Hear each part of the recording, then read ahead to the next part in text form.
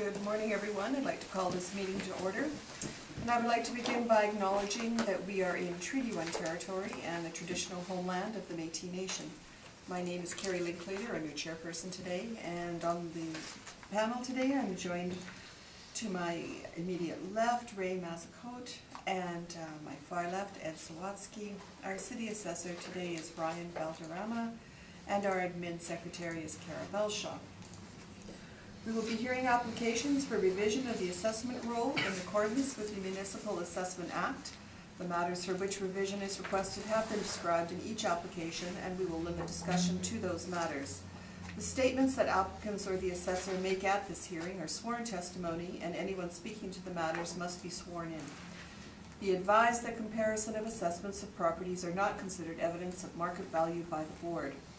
The board is appointed annually by council and is independent of it and the city administration. It makes its decisions on the basis of the evidence provided at this hearing and issues a written order that will be mailed to all parties as soon as possible. Please note that the board's decisions with respect to an application may be appealed to the Manitoba Municipal Board if the matter pertains to assessed value or classification, or to the Court of Queen's Bench if the matter pertains to the application of exemptions from taxation. Should you wish to appeal, information on how to do so will be included with the board's order. With respect to the hearing process, I will confirm the matters to be addressed with each applicant following the swearing in. We will then have the assessor's testimony followed by questions that the other applicant may have, and then the applicant's testimony followed by questions. Each side will have an opportunity to summarize if they wish. Once all the evidence about an application has been brought forward, the applicant may leave. The process will repeat for each item on the docket today. And the session will close after all the applications have been heard, and the board will deliberate in private and make its decisions. You will receive the order by registered mail as soon as possible. And as information, all public hearings are live streamed, recorded, and will be part of the public record. And we will begin with 399 Ravenhurst. Please state your name. Ryan Valderrama. Do you swear the evidence you'll present today is the truth, the whole truth, and nothing but the truth, so help you God? I do. Thank you. Thank you. Please state your name. Trevor Smith. Do you swear the evidence you'll present today is the truth, the whole truth, and nothing but the truth, so help you God? I do. Thank you.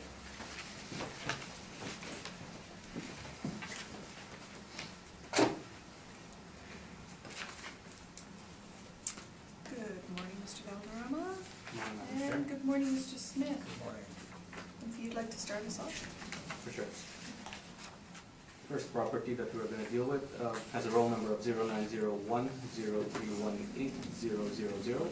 It is located at 399 Ravenhurst Street. We're dealing with the roll year 2019 using the reference date of April 1st, 2016. The property is assessed at $2,708,000. That's 5 buildings, single premise, 1 to 2 stories, and its effective years built is between 1980 to 2007. Wall height is ranging from 8 feet to 18 feet.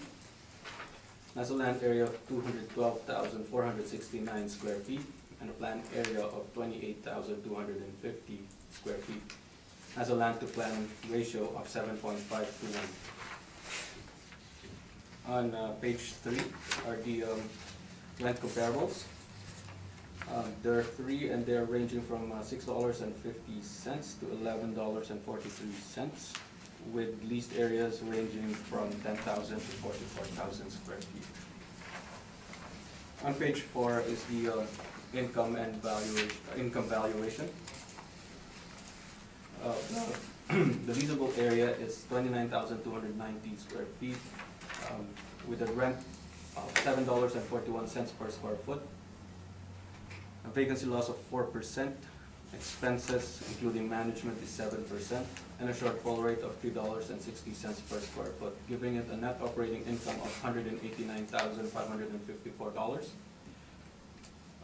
The capitalization rate is 7%, giving it a capitalized value of $2,707,914 or $2,708,000 rounded.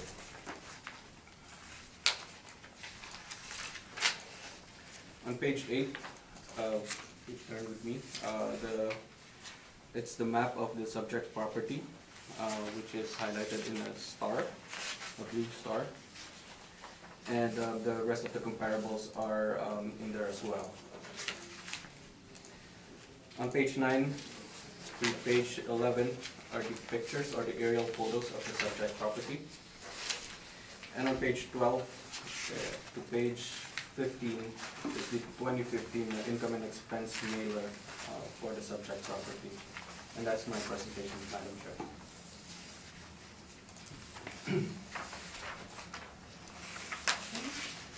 Thank you. Mr. Smith, do you have any questions? Yes, just a couple.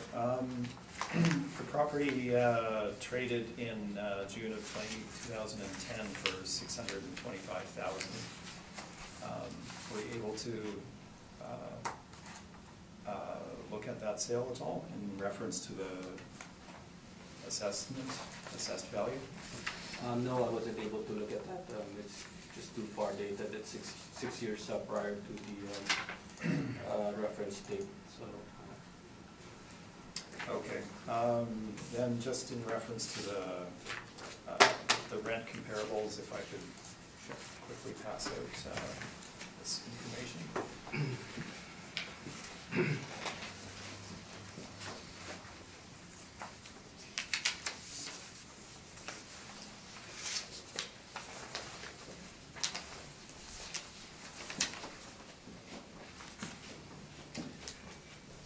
So just having a quick look at this, your rent comparable number 165 Cordite Road, at $11.43.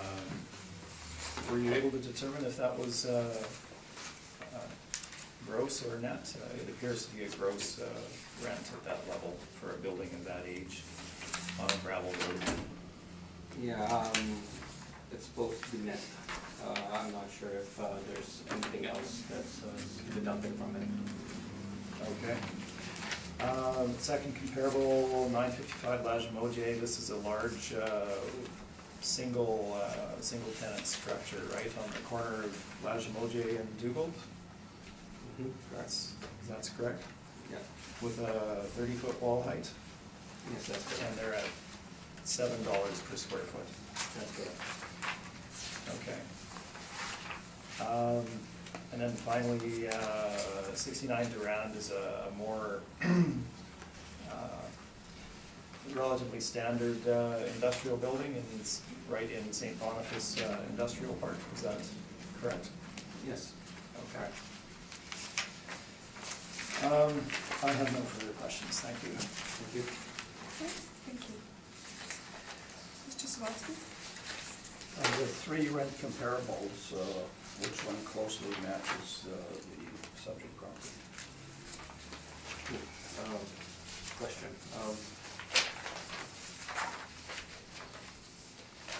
In terms of wall height and square footage and effective year bill, it would be the third one, I would suppose. Durand. Yes, sir. That's all my questions, thank you. Thank you.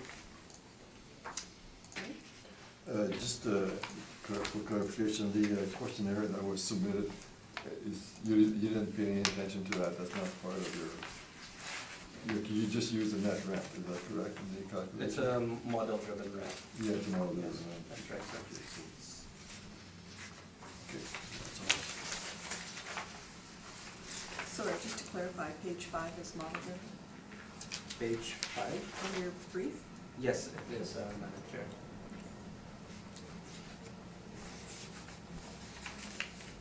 And on page 6 of your brief on your cap rates? Just because you didn't discuss your cap rate at all. Where is this falling? This one is... Under industrial? Yeah, under industrial, and it's a single tenant loan. Single tenant A or B? It's all the same. Yeah, they're all the same. Yeah. So yes, single tenant A, industrial A. So also this sale in 2010 at 625, and now the building is sitting at 2.7. Yes. So, That was a has good, there, I'm sorry. I'm sorry, has there been some sort of major renovation done to this building in between 2010 and 2016? I am not sure, I can't say 100% if there is or if there's none. Okay, did you have a chance to visit the building? No, I wasn't able to look at it. Can you tell me the last time it was inspected? No, I don't have it with me, Madam Chair. No, I'm not sure. Okay, thank you. Mr. Thank you. Smith? Thank you. Mr. Smith, would you like to proceed? Yes, thank you.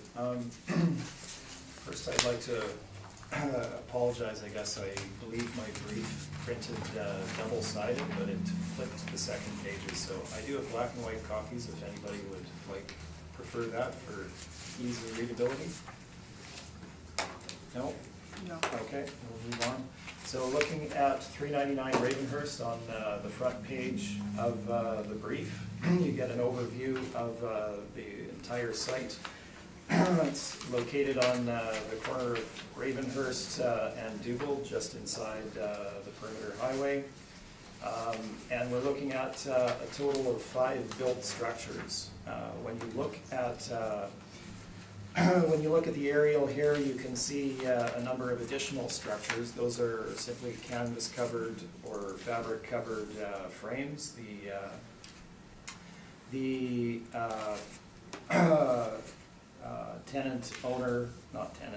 the owner of the property is in the business of creating these structures, so they obviously have a number of them on their site there. But they're not built structures and are not included in the leasable area. There's no poured foundation or anything of that nature.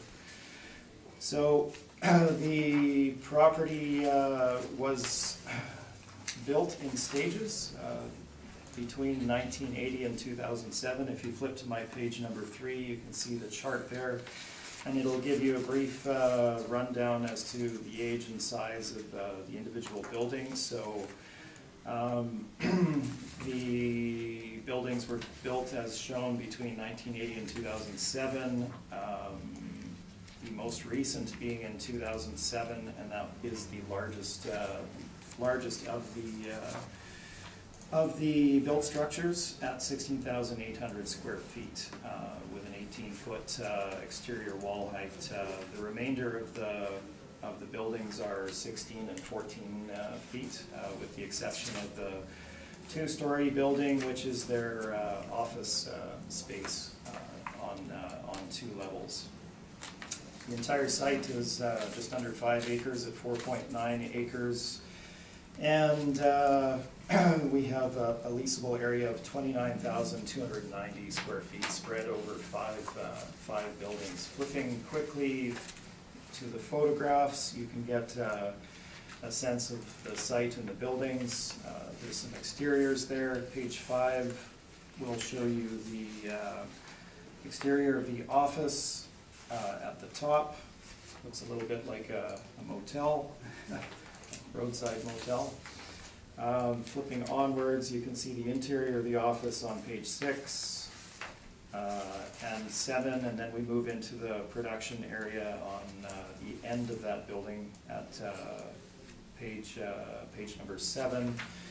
And then the production areas in the other buildings are on pages 8, 9, and 10.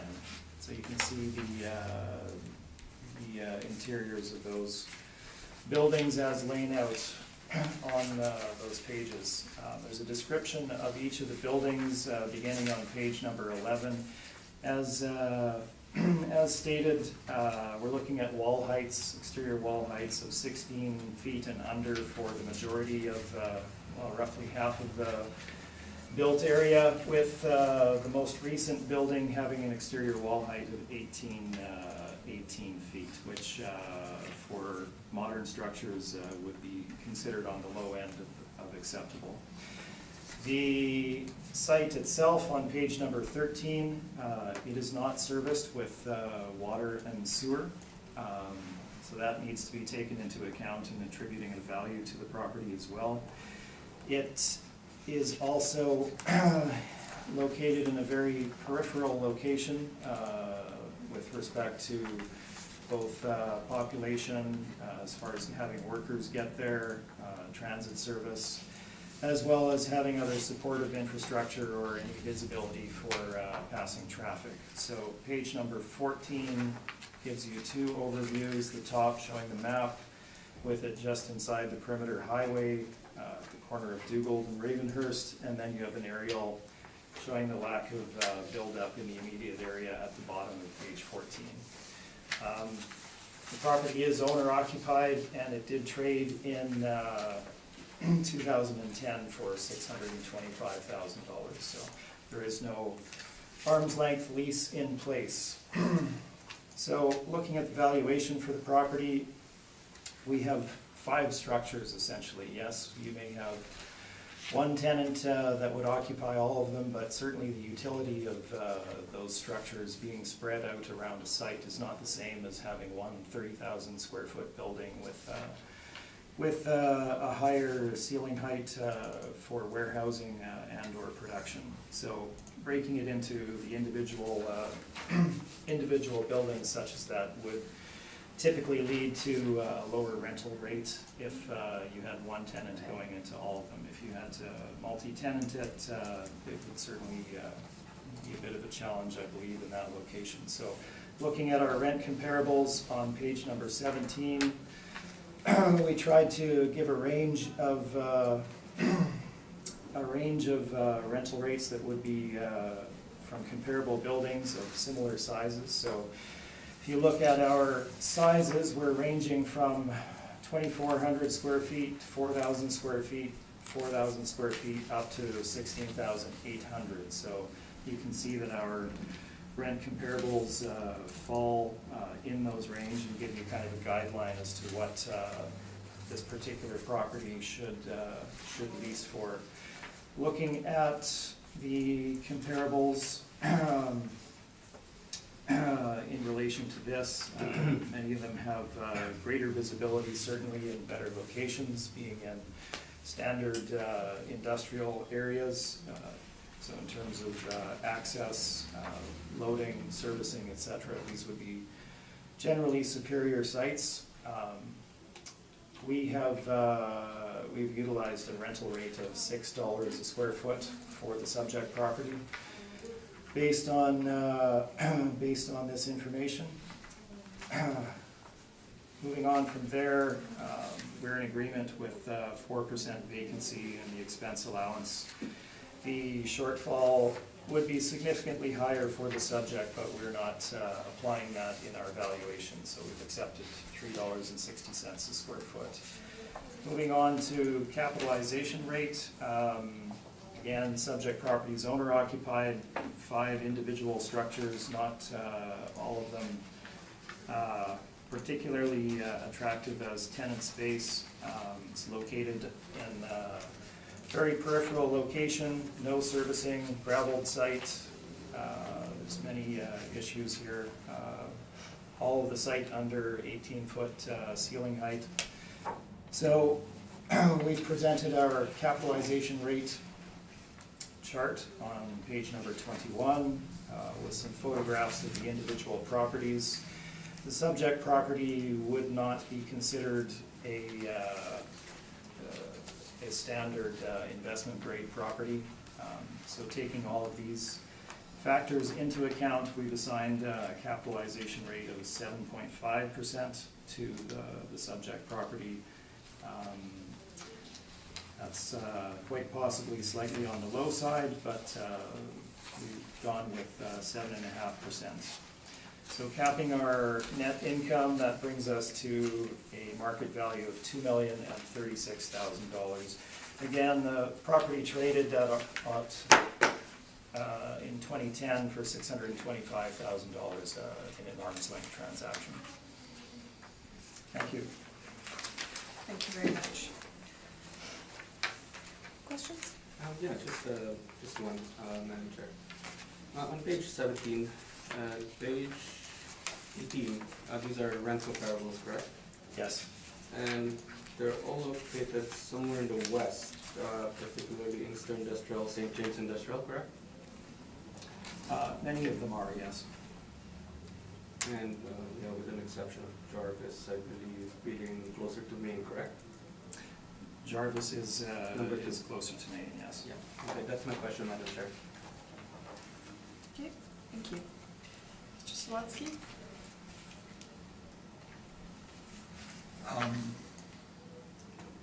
Has this assessment been appealed in the past? This is a new client for me in this year, so I'm not certain whether they had appealed it in prior cycles. So the main factors for your recommendation is that it's not a standard grade for investment and there's no water and sewer? Yes, and the general attractiveness of the location and buildings for tenants would drive a lower rental rate. Okay, thank you. No further questions. Thank you. No questions. So you can confirm then that this was an arm's length sale in 2010, right? Yes. Okay. And this business manufactures, I'm just pointing out these covered buildings here? It does. Right, so these three covered buildings in your picture is what they produce? That's correct. And are those buildings there as, do they store stuff in there, or is it? When I visited the site, some of them had some material in them, but I think the majority of them were vacant. So would you say it's more of a showcase to potential clients as to what they manufacture? As far as having them on site, that would be a part of it, yes, but it's not purely for display purposes. Okay. What was this business, do you know, prior to 2010? Do you know what they were, was there manufacturing going on? I'm not certain what it was prior to the 2010 transaction. Okay. And so, although it's paved roads going in, but in here, it's all gravel, correct? It's a gravel site, yes. Right, with no water, no sewer.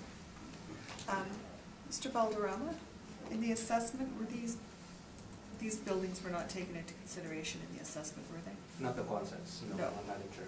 Okay.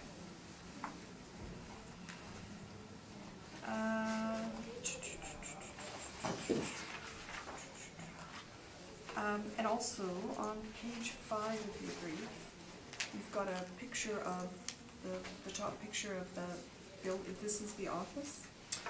Yes, the left-hand portion of that, the two-story portion, is office space on the main floor and the second floor. And then the right-hand portion of it is considered a second building. Right. So that would be my, I guess, building number 2 in my description. Do you know if this was an addition? The top, on your top picture on the right-hand side? Because It's honestly, built- it looks to me like it was a house at one point. On the right-hand side? Oh, on the left portion. Yeah, that's the part I kind of described as a, like one of those roadside motels you see with two Yeah, layers. yeah. It wasn't, it was built like that, but the second portion that you're pointing out there was built 6 years later in 1986.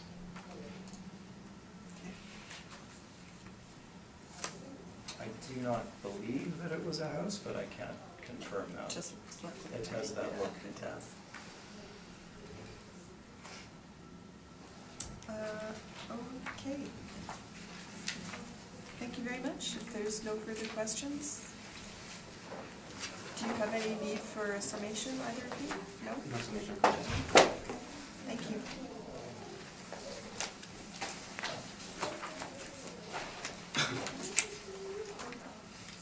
So we can proceed to 465 Edison.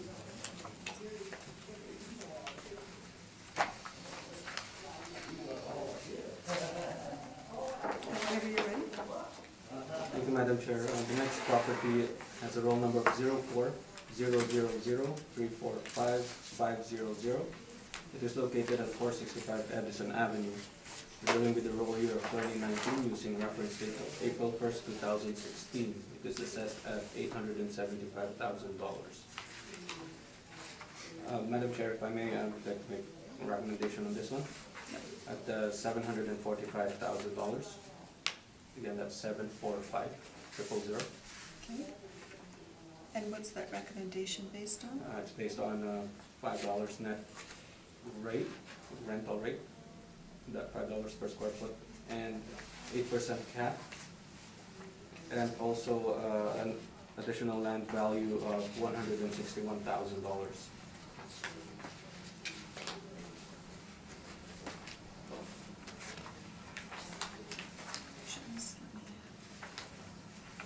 Okay, so you're raising your cap rate off your page 5? Correct? Yes, Madam Chair.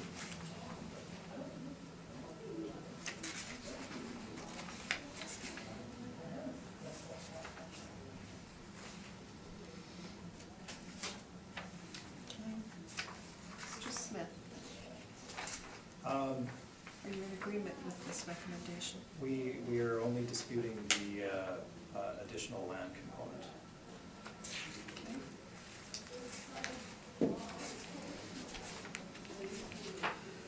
So we will proceed then. Yeah, so there was a dispute on the land value. If I may turn to page 4, Madam Chair, where the land comparable sales are on per 3 on the area. First two are almost located side by side.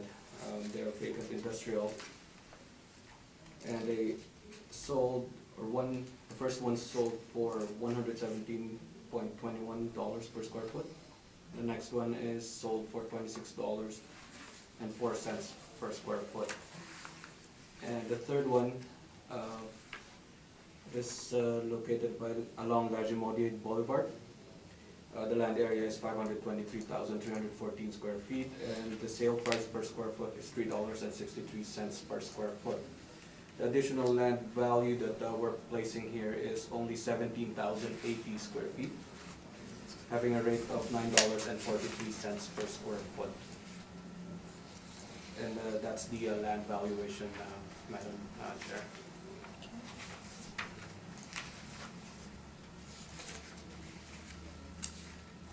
Sorry, Mr. Valderrama, I don't believe we read out the file number or the Oh. roll number, just for good housekeeping, you should, Okay. if you could, thank you. Sure, thank you.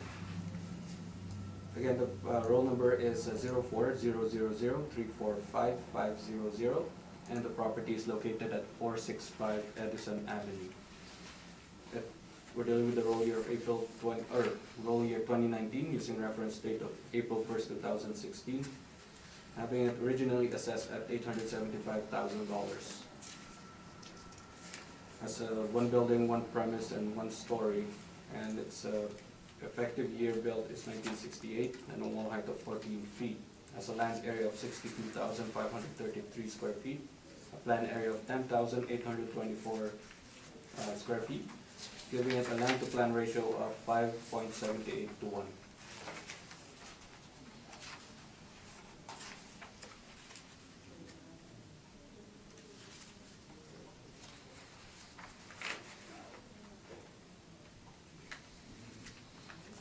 Thank you, anything else? No, I think that's it, Madam Chair. Okay. Mr. Smith, did you have any questions of Mr. Valderrama's? Yes, just a couple of quick ones. So the additional land component, that's driven by the land to plan area ratio, is that correct? Is Yes, that that's why it good. was- That's correct. Okay. Madam Chair. So that would be anything over 5, or what is the cutoff? Then we look at around anything over 4, and then we try to make a determination from there, Madam Chair. Okay. Just quickly looking at the land sale comps. Comparables number 1 and 2 on Johnson Avenue there. They both front directly on Johnson, correct? Yes, that's correct. And they were both purchased by the adjacent owners for parking, is that correct? I am not sure what the purpose of, Okay. why they bought it.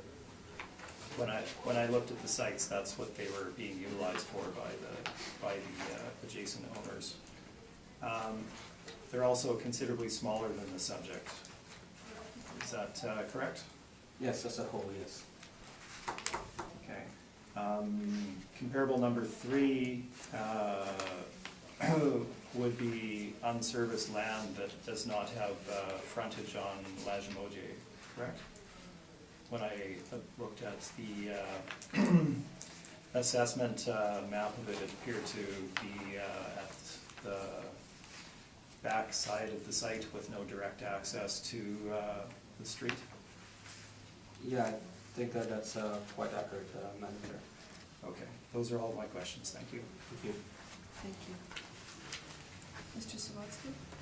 Is it possible on page 11 to identify generally what this additional land is that you're talking about? I believe it is at the back, sir. Does it include those 2 sheds, or is it just land behind it? No, it's the land behind it. Behind those 2 gray sheds? Yes, sir. Yes, sir. Okay, so you're saying the rest of it is a ratio of 4, whereas this is? Around there, sir. Yeah. Okay, thank you. Thank you. No further questions. Thank you. Okay. Could you repeat again the additional land value, the square footage of the additional land? What did you say it was? 17080. 17080. 17,080 square feet? Yes, that's correct. And is it $9.63 a square feet? 9.43. 9.43? Yes, sir. Okay.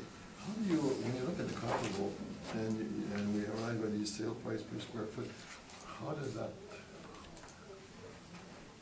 how do you arrive at an amount, like at $9.43 a square foot, based on the comparable? Like the comparable, you don't show any extra land value there on the comparable, do you?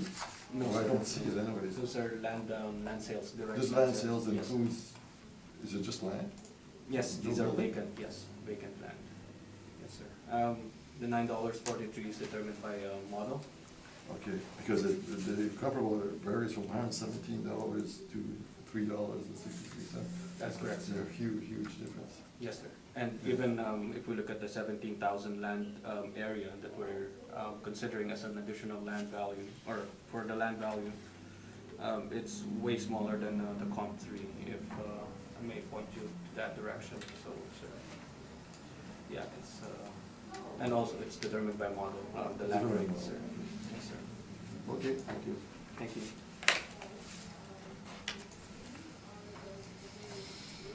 So, Mr. Valderrama, just to be clear, this is your land that you're looking at. Yes, Madam Chair, at the back.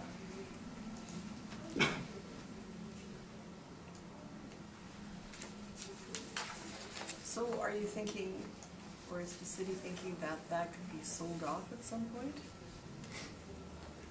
Either that, or it could be used by the current occupiers, Madam Chair. And you've come to, I'm sorry, was it $9.42? Yes, Madam Chair.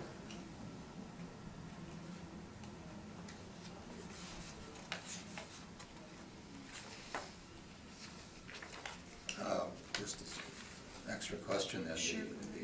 the 745,000 then, which is the value, so that includes this additional land as part of it? Yes, sir. That's right, sir.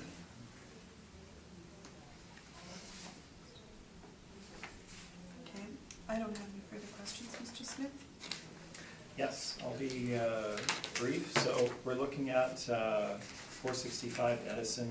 The property was developed in 1952.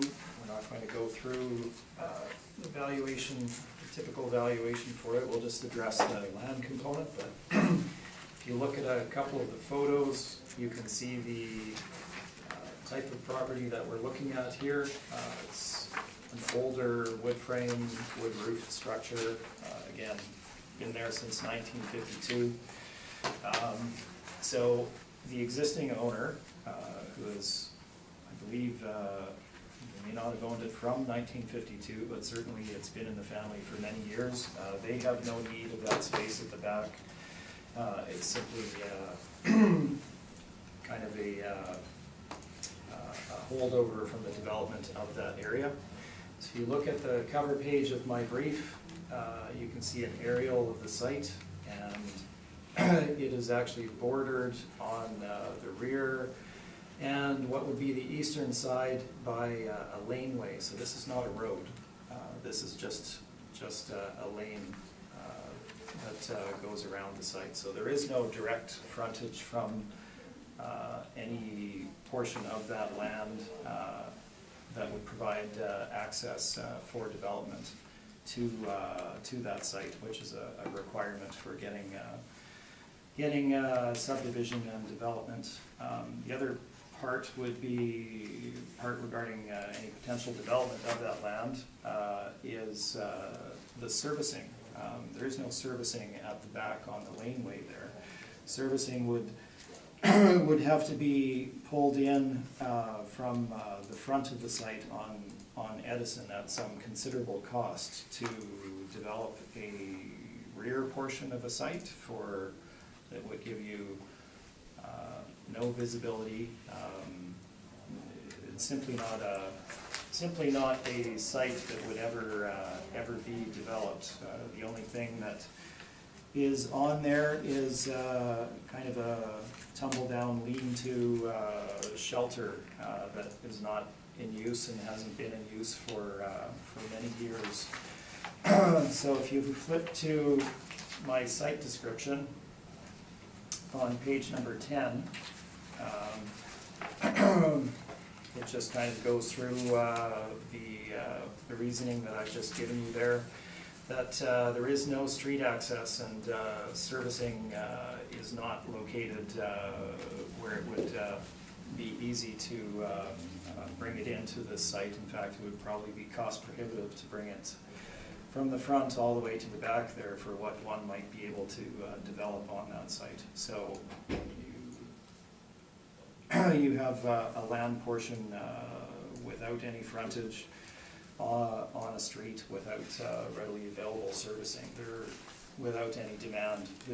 That's the other aspect. If you look at the property location map on page number 11, it's in a single-family residential area, and again, is kind of a holdover from the development of that particular area. It's the only commercial building on Edison in any kind of close proximity. It's surrounded by a couple of multifamily residentials, but dominantly single family.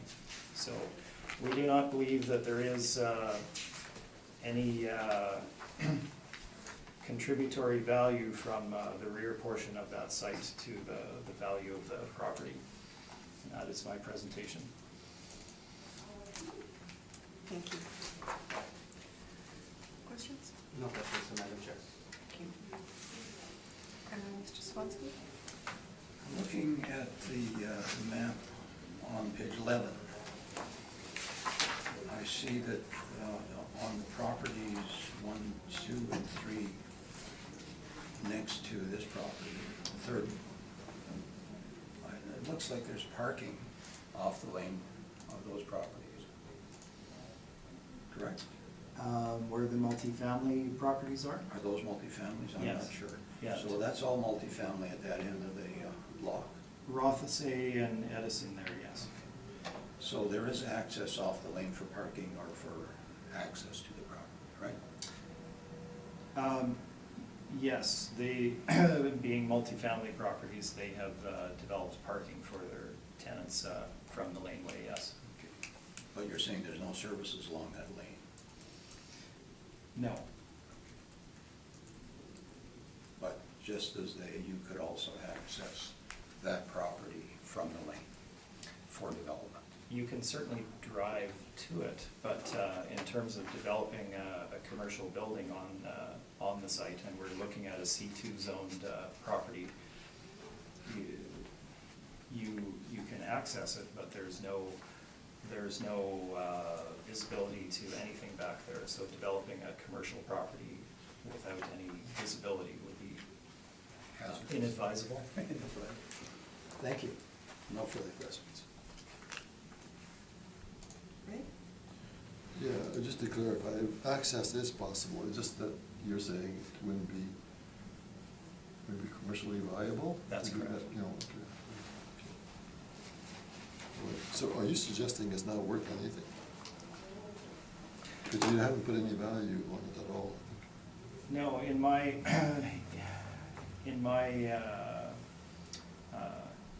valuation of the site, again, if you look at where it is and what it is, you're looking at kind of a historical holdover here, where the only real potential use of the land that I would see would be for on-site storage if you had a business such as that. But we have a very long-term owner here who has had no use for that portion of the property perhaps since 1952.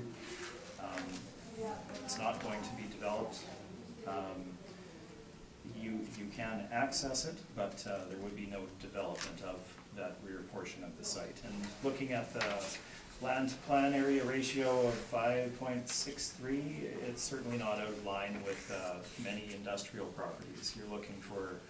Generally you're looking for 4 plus in terms of a land to plan area ratio, and you get many properties falling in the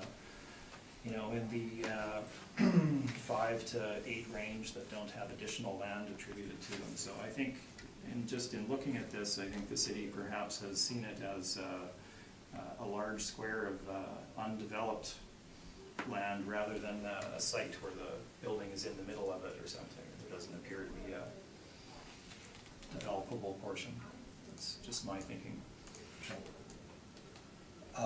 So are you saying that there should be no value given to that property, or do you have a different value for the property? I don't have a different value. In my view, I don't really see it as being contributory. If the board disagrees with that, I would certainly put it towards a very nominal value. I don't see this contributing $160,000 toward the value of the property when it's really land that will never be put to use.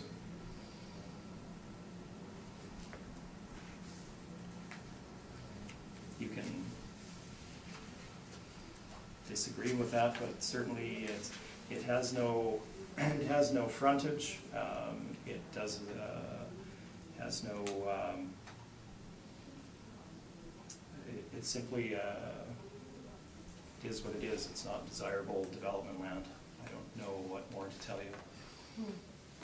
But looking forward in the future, I mean, seeing what's happening with the properties to the, I don't know what direction that is, to the other end, being multiple family, it looks like your block and the adjacent block, if and when this business retires,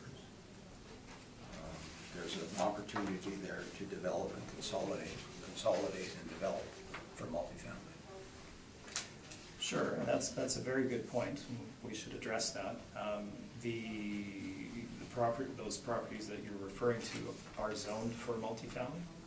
They have the appropriate zoning for that development. Immediately. We are zoned C2, so we're a commercial zoning. So can that change in the future? Yes, but that's not what we're valuing at this point in time. We're valuing the property as it sits, not what it can become in the future. Right. Thank you. Any more questions, Rick? No. Did you have a chance to visit the site, I did. Mr. Smith? Mr. Boulderau, I'm just going to readdress to you. Did you have a chance to visit the site? No, I wasn't able to become manager. So you're just saying, Mr. Smith, right now it's C2, so it certainly could go to multifamily in the future, though, correct? You would have to go through the process to rezone it, yes. Correct. And And if you were to buy it on that basis, you'd be paying for that type of land. correct. And I believe you stated it has been this way since 1952. Correct. Thank you very much. Thank you. Leave it with us. Thank you for coming this morning. Thank you.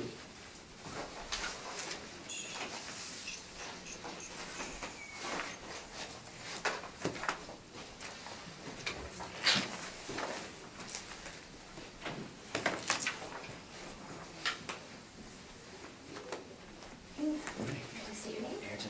Do you affirm the evidence you present today is the truth, the whole truth, and nothing but the truth? Thank you.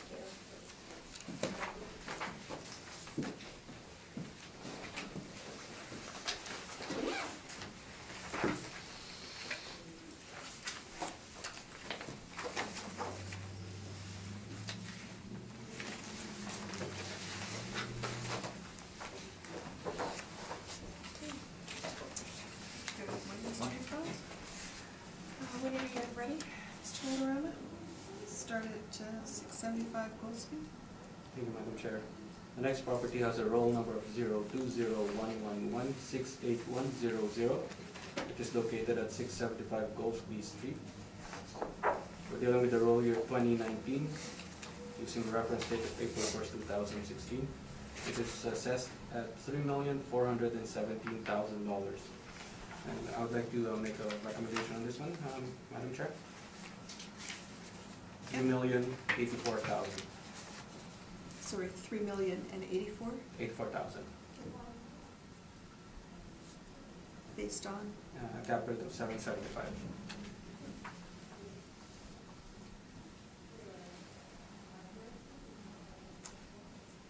Mostly. We have one thing that we'll be contesting today, and it's just the rent for this property. So that's, but otherwise, we're happy. I tried as my best.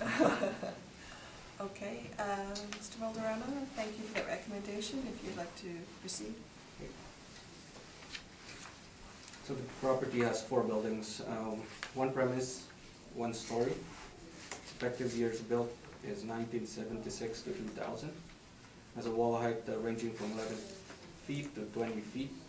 Has a land area of 274,894 square feet and a planned area of 42,940 square feet, giving it a land to plan ratio of 6.48:1. On page 3 are the rent comparables. They're all ranging from $6.50 to $11.43. And a leased area ranging from 10,000 square feet to 44,000 square feet. On page 4 is the income valuation summary or workup. The rent per square foot is $6.40. Leasable area is 42,940 square feet. Vacancy loss is 4%. Expenses including management is 7%. And the shortfall rate is $3.60 per square foot, giving it a net operating income of $239,172. With an overall capitalization rate, the capitalized value is $3,416,743, or $3,417,000 rounded.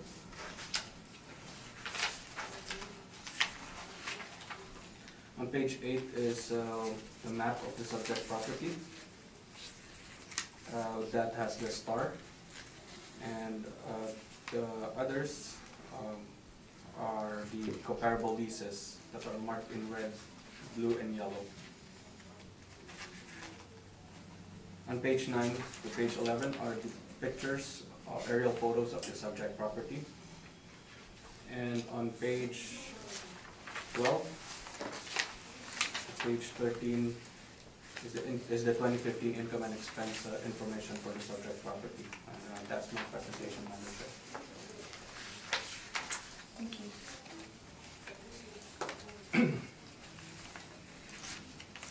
Questions? Yeah, just a couple.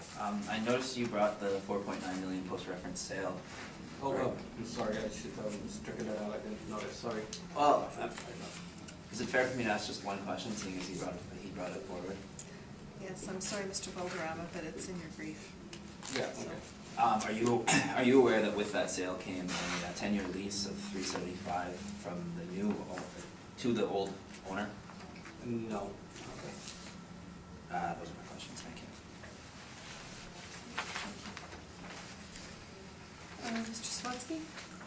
Your rent per square foot is a model driven. $6.40. Yes, it is a model building. Thank you.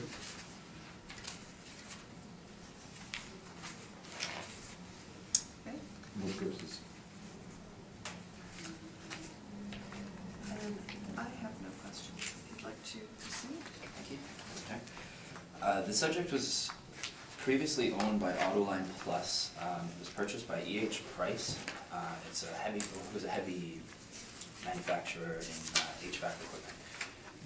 If you go to my second page, E.H. Price's current operation is immediately south of it, of the subject, and then immediately west of that south subject. They needed this purchase in order to expand their operation into that land that isn't being used in the subject. Basically, their plan is to amalgamate the three, to redesign it in order to be one roll or one title into the three lots, and then have the current building that is leased to Autoline Plus to remain there and leased to Autoline Plus, so that they could use the land in the back to expand their operations. With that purchase, they were required to make a 10-year lease with the old owner of this building, and that is a 10-year lease at $375 per square feet. Sorry, it's actually a 20-year lease, so 10 years at $375, and then 10 years at market rate is what it was in the agreement. So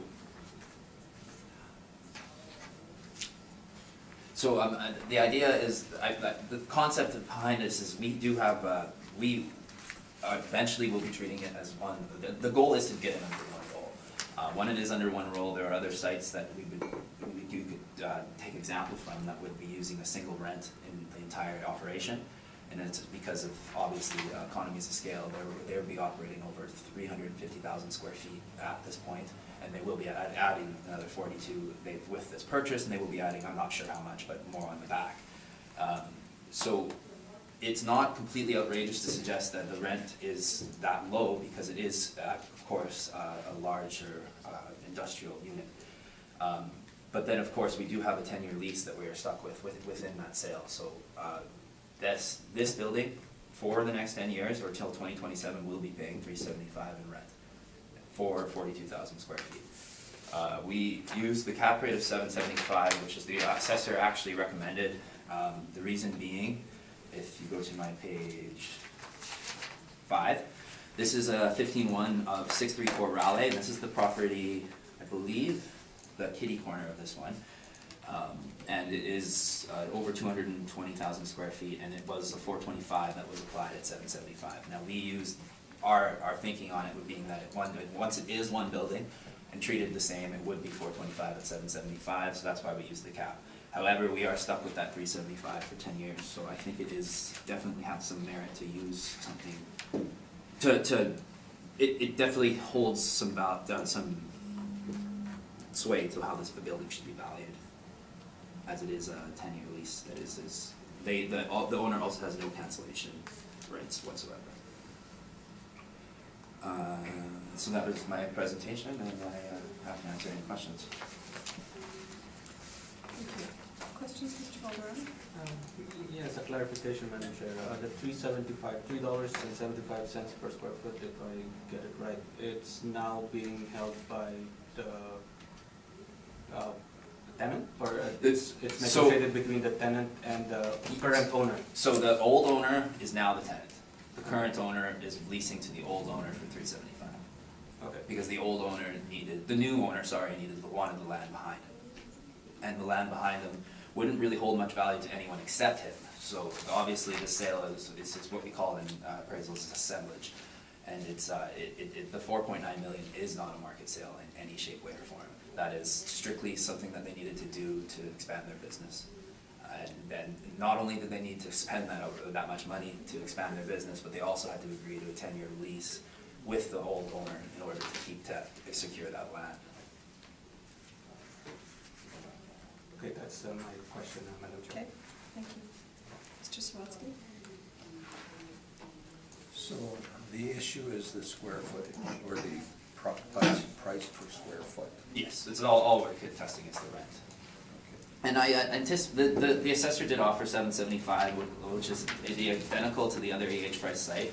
My suspicion is that the 4.9 million is very difficult for them to swallow, and they can't make much further of a recommendation, which I understand. It is a 4.9 million sale, but we here at the Board of Revision and of course at the Municipal Board know that these types of sales happen all the time and they don't reflect the market.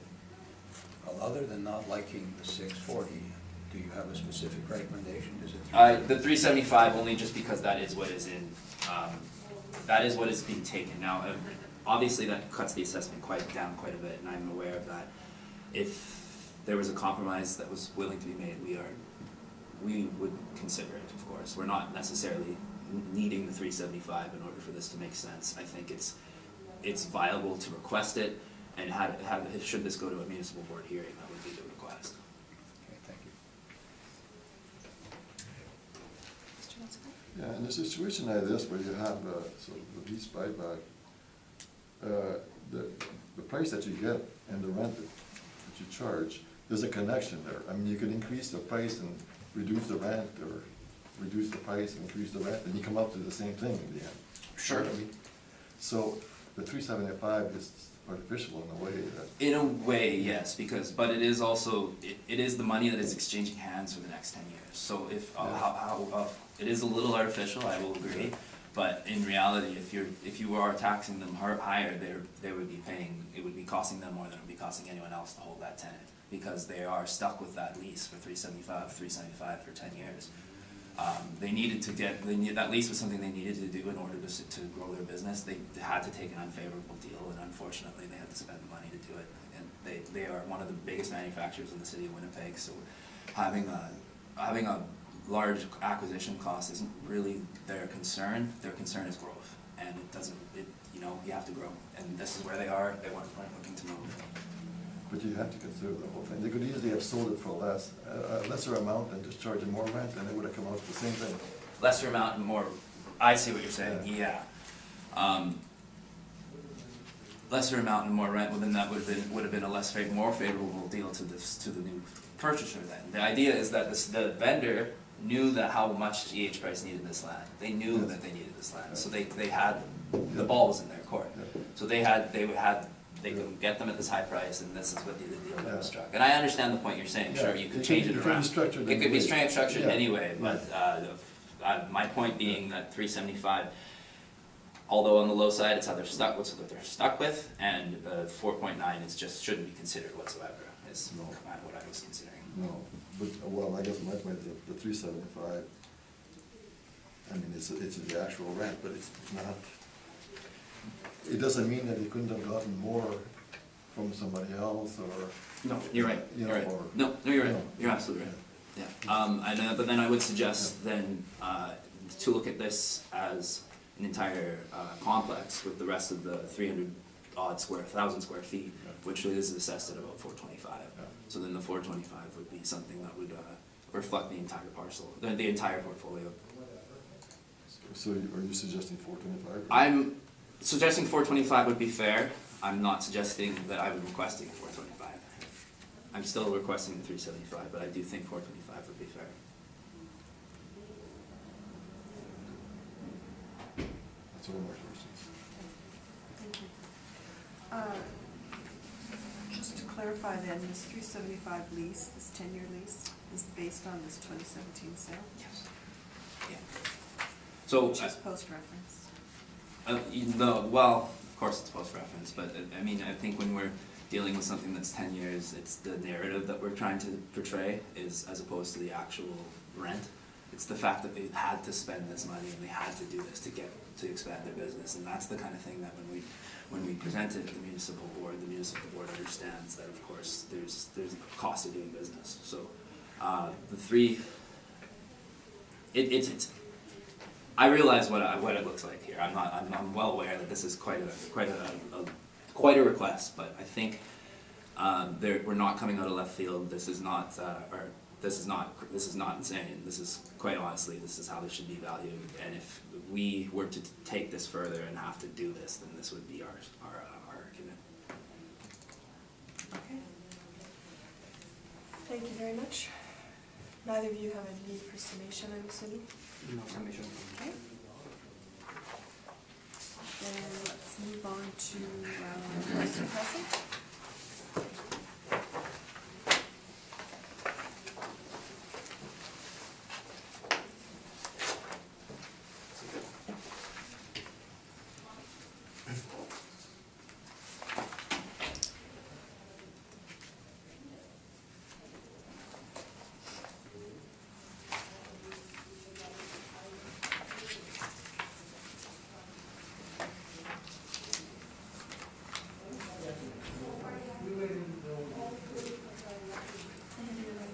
Thank you, Madam Chair. The next property has a roll number of 1000140500, located at 130 Lawson Crescent. We're dealing with the roll year of 2019, using reference date of April 1st, 2016. This is assessed at $3,280,000. And I'd like to make a recommendation on this one to $2,916,000. Again, that's 2916000. Based on, 675% cap.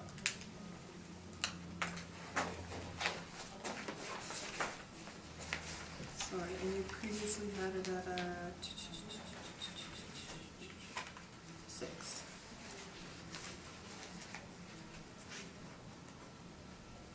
We are in agreement. Okay. Panel, did you have any questions? No. What was the amount? 2,960,000? 916. 916, okay, so. Yes, sir. Okay. 916. Yes, sir. Yes, madam. That's all. 196. 2,916,000. 916, yeah. I It's have been one. confusing.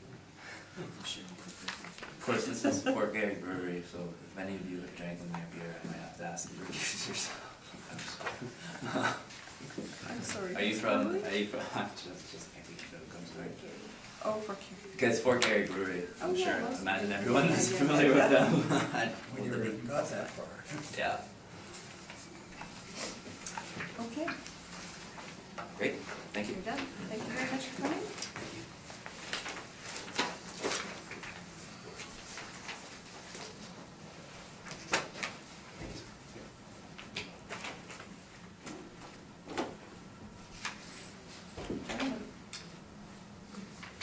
If we could ask that we handle 26 Edlow first and the issue with that property. But a non-co-op? Yes. Okay. But I also have a non-co-op on 1771 Inkster. That one will be just a confirmation, so it won't be that one. Okay. Which one are we doing? We're going to 26 Henlow Bay. Number 7, file 18617.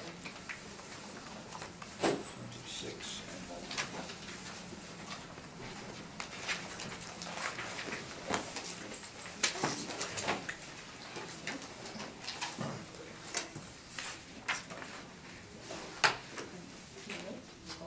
Please state your name. Do you affirm the evidence you present today is the truth, the whole truth, and nothing but the truth? Thank you.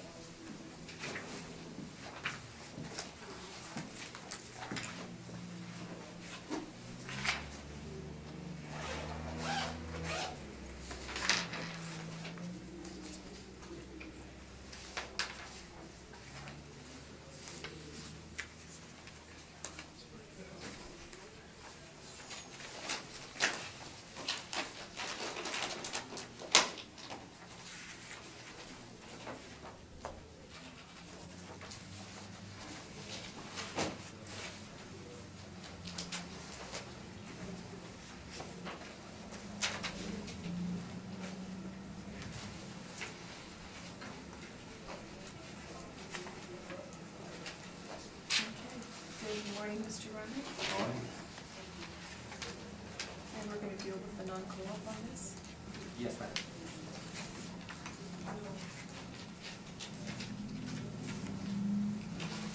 So would you like to start?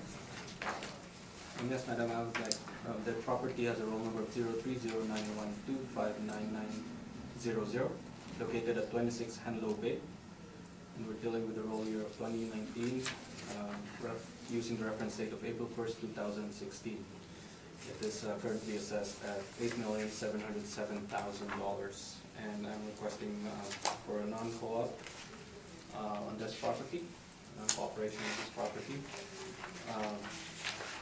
On page 12 is the tracking report. Somebody signed it, and on page 13 is the envelope directing the income and expense mailer to 155 Innovation Drive, Winnipeg. And I believe this is an issue on late instead of non-submission, Madam Chair. We received a response on August 8, 2016 on this one, Madam Chair. And then we requested, the first letter was first sent on April 8, 2016, and then we requested another one. If we go back to page 13, it's June 3rd, 2016 is the next one that we requested the information for 2015 income and expense. So what was, sorry. Okay.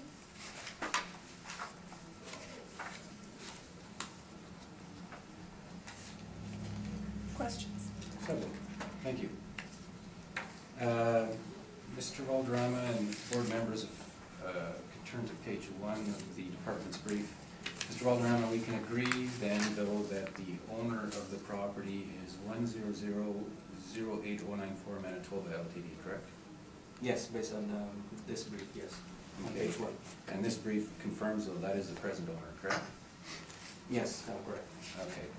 Now, you've alluded to it briefly, I'll just turn quickly to page 2. So the department, though, the position of the department is that the response, having been received on August 8th, is too late for the department to use, and therefore it's not a question of non-response, it's a question of the timing of when the response was sent, correct?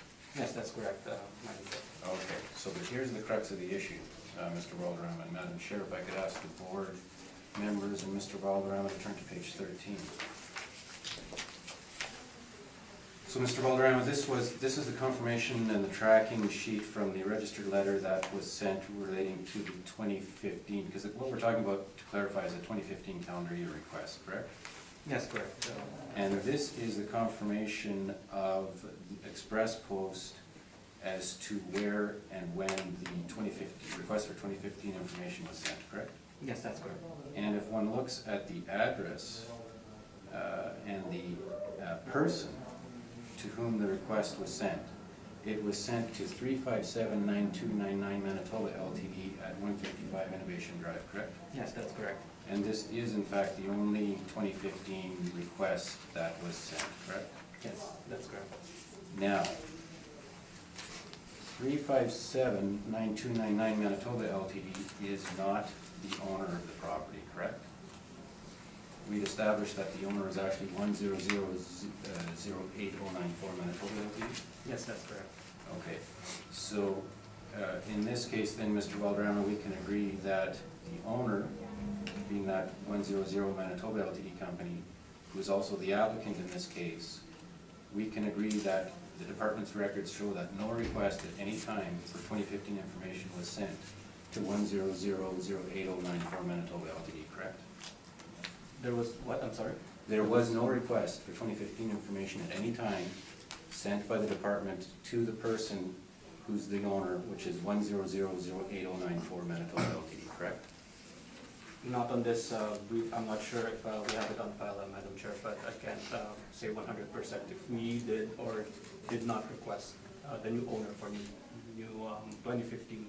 I put it to you, Mr. Valderrama, that in fact no such request is made of the current owner. Okay, I'll take your word for it. Madam Chair, I'll have several more comments, but those are my questions. Thank you. Okay, Thank you. thank you. Mr. Swatsky? No, I'd like to hear Mr. Reimer's answer. No questions. Was there a change in ownership? I'll be able to answer that. You'll answer that, okay.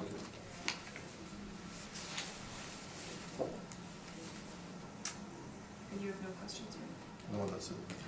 I have no questions at this time. If you'd like to proceed with your Thank you. presentation.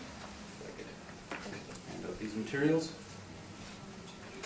And Madam Chair, and I'm sorry, is it Mr. Mazacott or Mazacott? Mascot. Thank you. Mr. Mazacott's question is bang on, actually.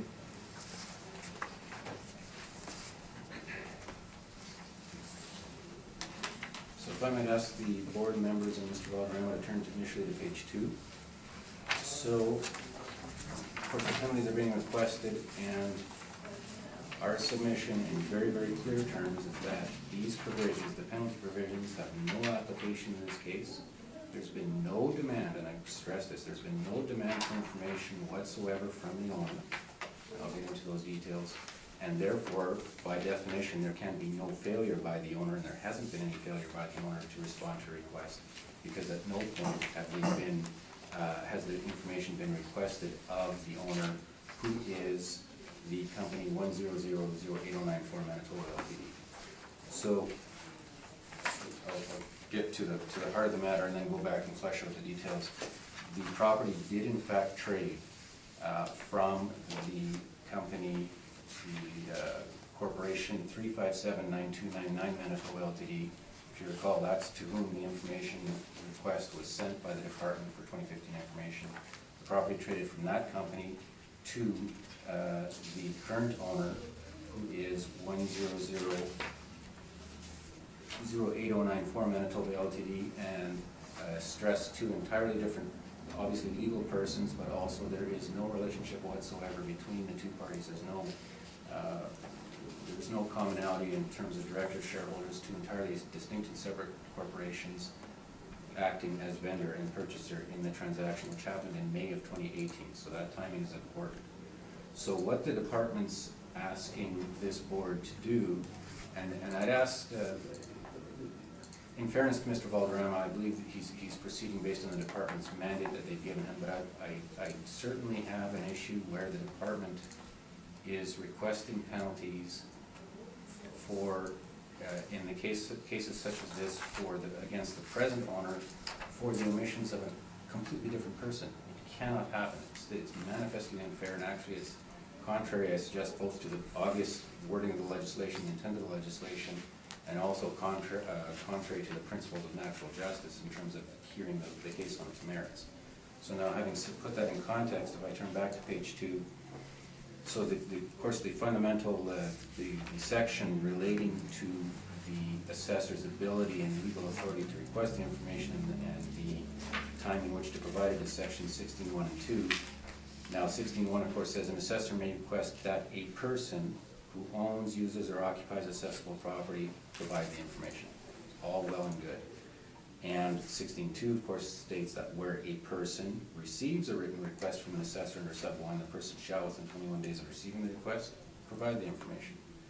And again, there's none of these criteria are met in this case.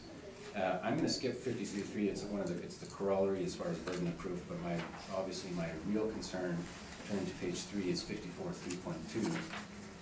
And what that says, and it's an important, the heading is obviously not determinative, but it is informative. What it says, effective providing no information. And what it says is where a person failed to comply with a request for information under 16.1c, making an expense request, the board or panel shall specify that any reduction is to be delayed for a year. I'm paraphrasing the end of it.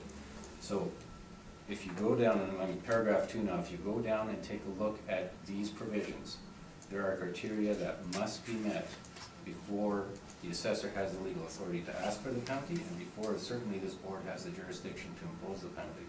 So under 2A, first and foremost, there must be a valid request to the owner. 16.1 states the assessor may request that a person who owns or uses or occupies accessible property provide the information.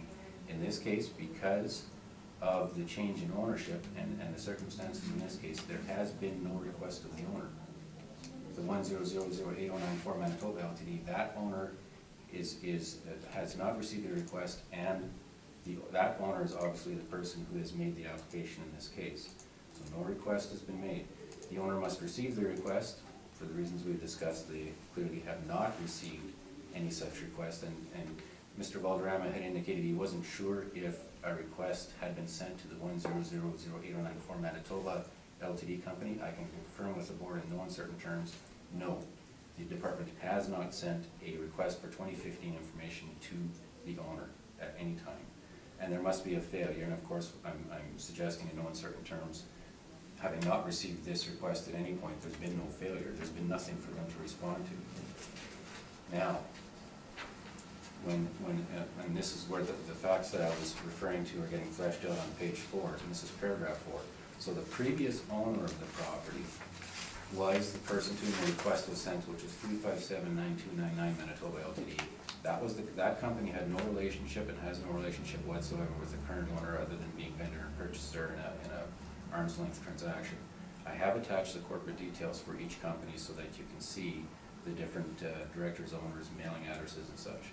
The assessor's evidence, as we've gone through, was that the request for the 2015 calendar year information was sent to the 3579299 Manitoba Ltd. No dispute about that. That was sent on June 7th, and the reply, as indicated by the assessor's records, was received in early August. We do not dispute that either. The property was sold by 3579299 to the current owner and the applicant in this case, 1000809 Manitoba Ltd. on May 31st.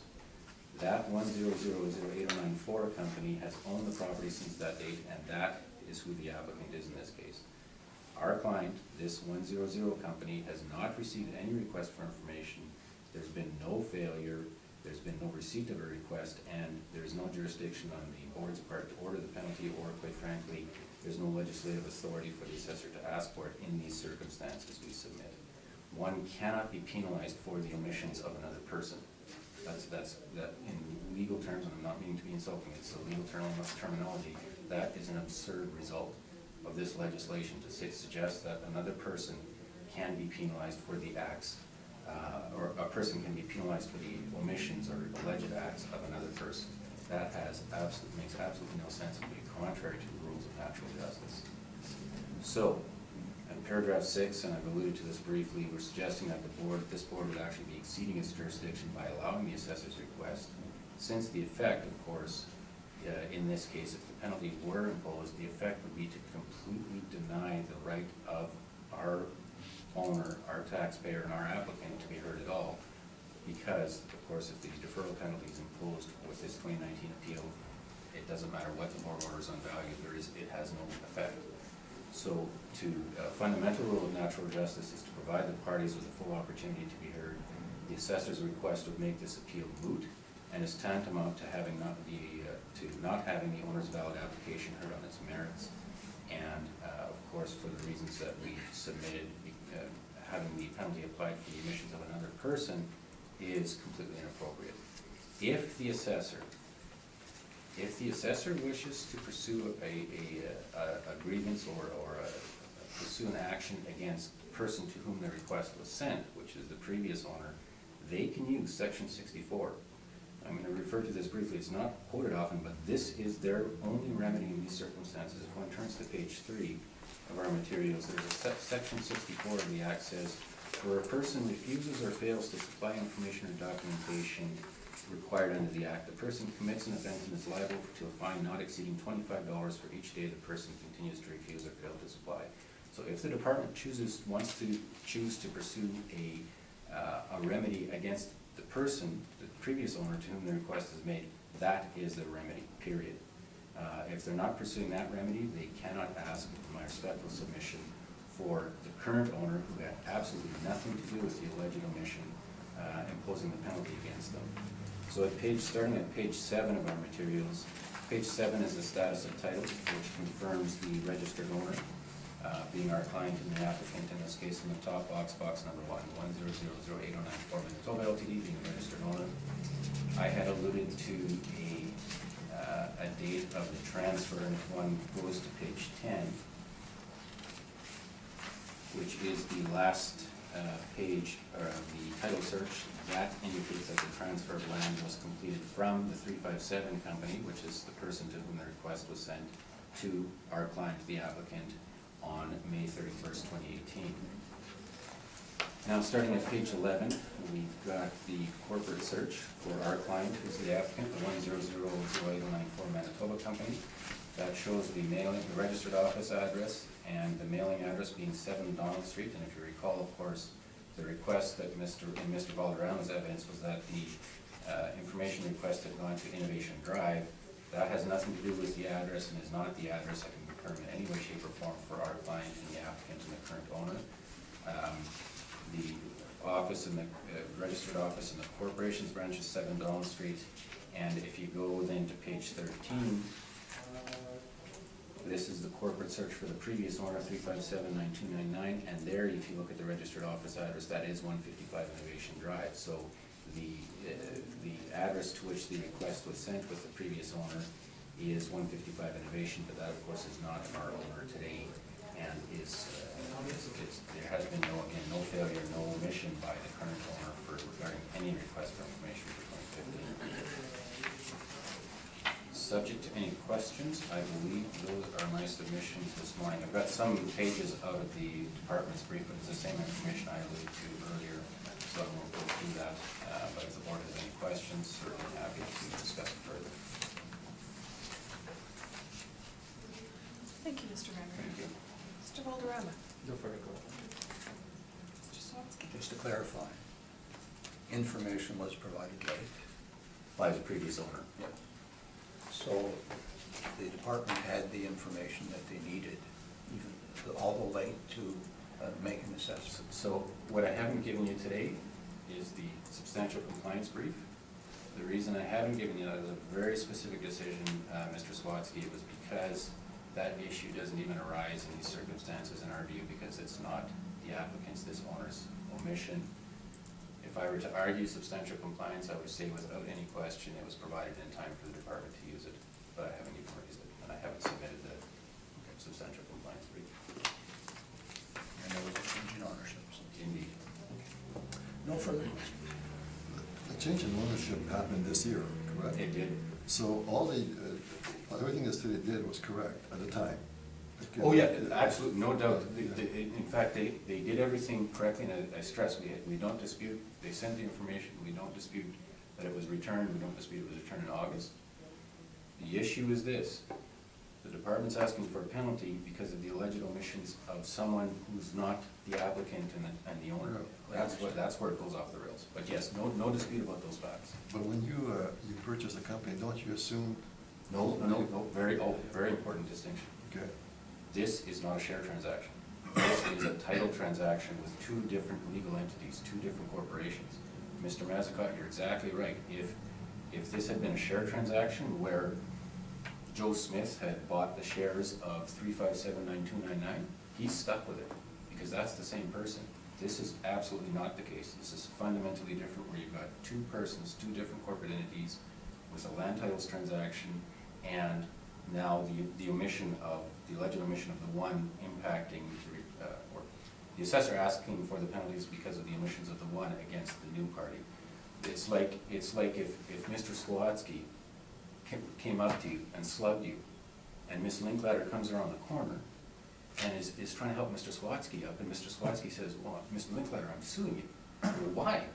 Well, he hit me and you weren't there, you didn't do anything. It's like, I wasn't even there, I couldn't have done anything.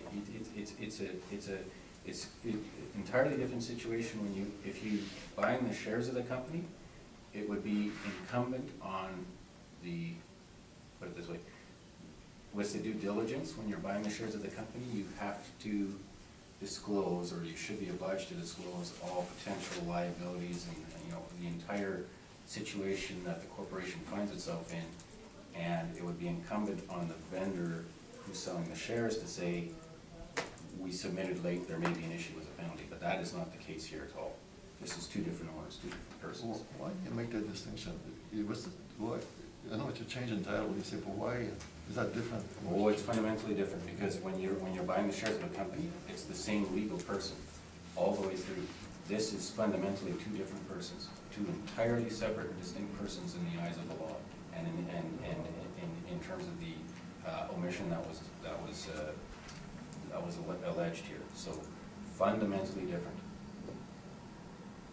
But the law sees each company, whether it's in this case, the law sees two people, I'm just gonna shorten the names, 100 Manitoba Ltd. and 357 Manitoba Ltd. Those are two different people, Does that mean if if the first company has some outstanding debts or it has owes some money to different people, the new company is not responsible for that? Absolutely not, absolutely not, not in any way. That's only when you buy the shares. So what are you buying? You're essentially taking a person to buy the property. That's what you're buying, but it's up to this person, the 357, it's up to them to discharge the mortgage, it's up to them to pay off their creditors. So that old corporation still exists? The previous corporation, the first. Oh, sure, that first corporation still exists. Still exists, and they're still responsible for whatever. They would be responsible if the assessor, again, the assessor's remedy, section 64, if the department goes to 357 and says, call it 10 days late, you owe us $250, here's the fine. They need to pay it, that's their obligation. But to your point, Mr. Mascott, that's exactly right. The corporation search, and again, I'm turning to page 13, but that confirms that this vendor, the other person, still exists and still is an active corporation. If you look at the top of page 13, 1, 2, 3, 4, 5, 6 lines down, current status is active. So that is a person who still exists, that is a person who is still presumably operating whatever else it's got going in terms of businesses and properties and is doing its thing. But, I understand what you're saying, but on the other hand, it was impossible for the city to send this to the new corporation when the new corporation didn't even have this property. But that's the point, that's the point, you see. So the city's remedy is section 64. The city's remedy is not to say, you're gonna pay for their omission. That's illegal, with respect.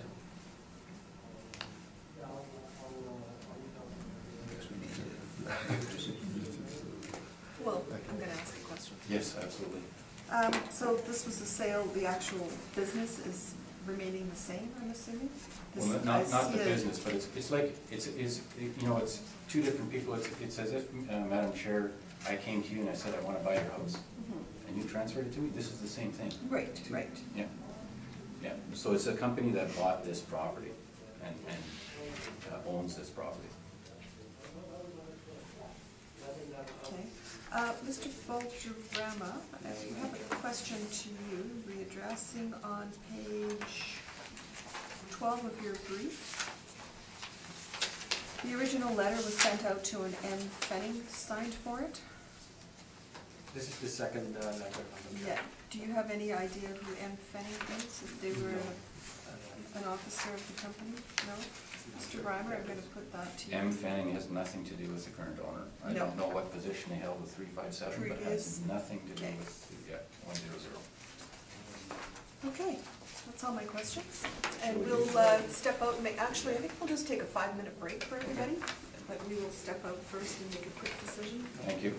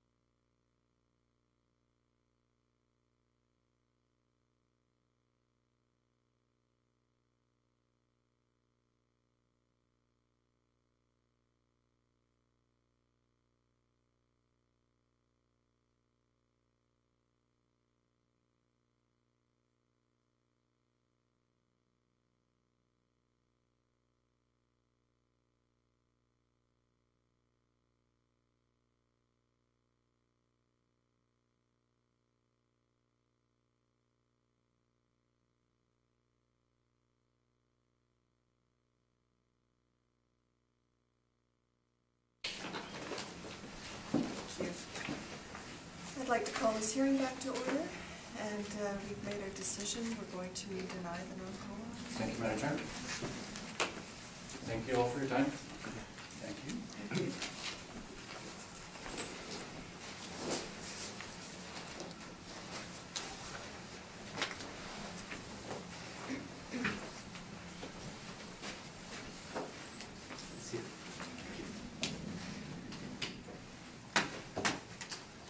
Ms. Ferrier? Yes. Please state your name. Marcelo Navarro. Do you swear the evidence you'll present today is the truth, whole truth, and nothing but the truth, so help you God? Thank you.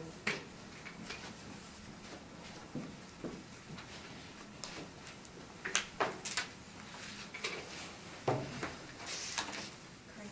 Good morning, Mr. Navarro. Morning. So, Mr. Valderrama, if you'd like to lead us through Henlow Bay?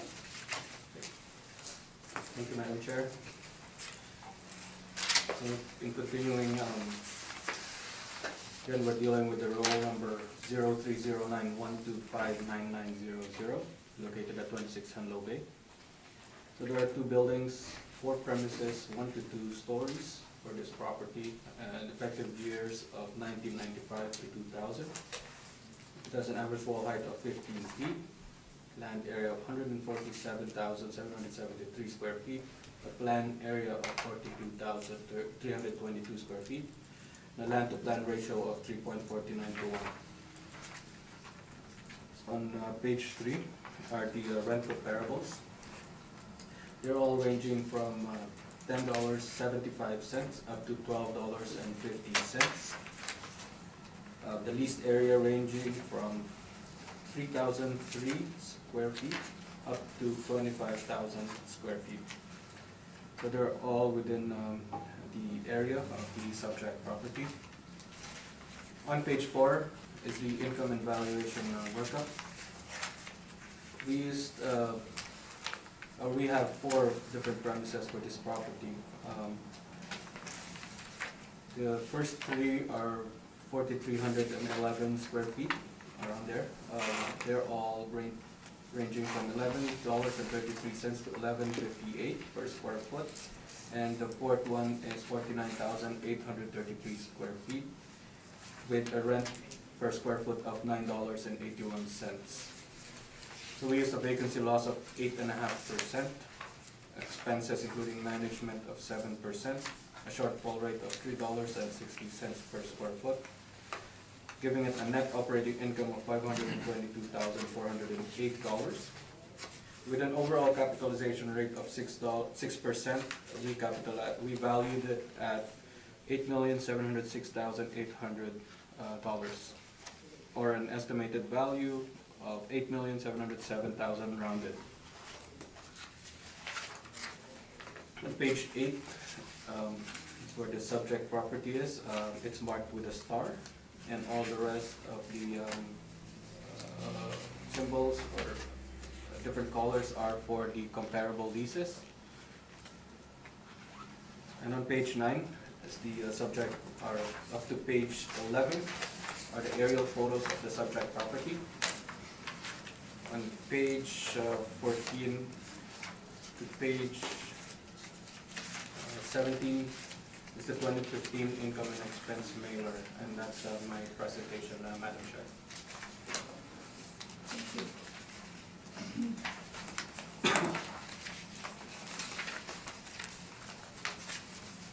Mr. Navarro, do you have any questions? Yes. Mr. Valderrama,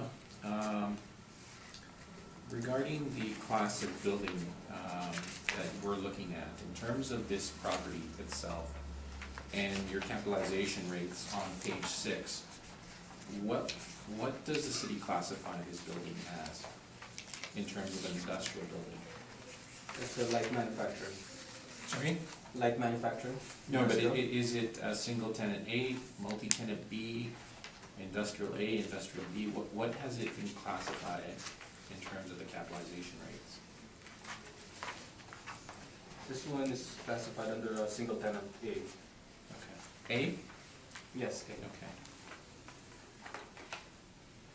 Now, your single tenant A properties would be your best properties, is that correct? Not necessarily. Okay. What would you classify a single Class A property as? Could be a mix, it's single tenant. Generally, it's a single tenant, so we just have a range of 5.5 to 9. I guess what I'm referring to, Mr. Valderrama, I hope I'm not confusing. Class A buildings are generally your better market buildings, correct? Oh, I agree, yes. Okay, okay. Now, would you agree that for your better class buildings, your Class A buildings, that you need strong covenants inside them, lease covenants?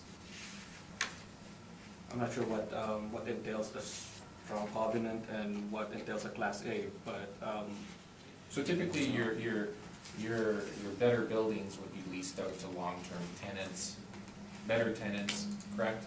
well, there could be better tenants that are tenants of a crappy building, but they've been there for 20 years. So that's, if that's considered a strong covenant, then I would suppose it's a generic term, not just being applied on Class A or Class B or Class C properties, Madam Chair. Okay. Now, you're aware of the age of this building, correct? It's effective age, I believe that under the city record, it shows that the effective age is between 1995 and 2000. Yes, that's correct.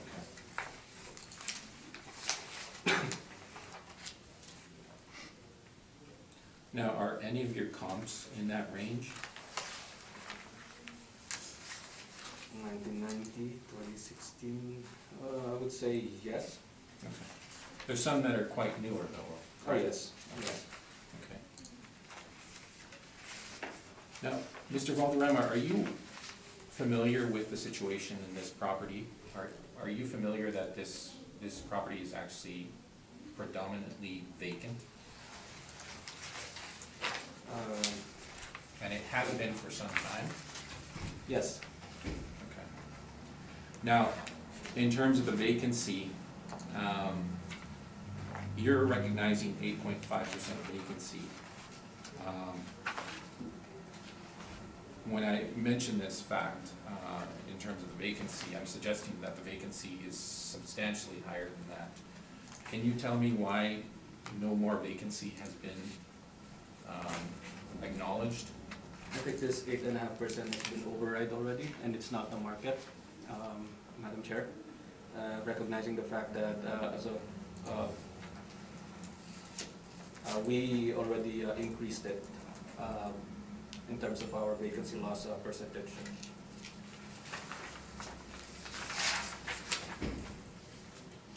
Okay.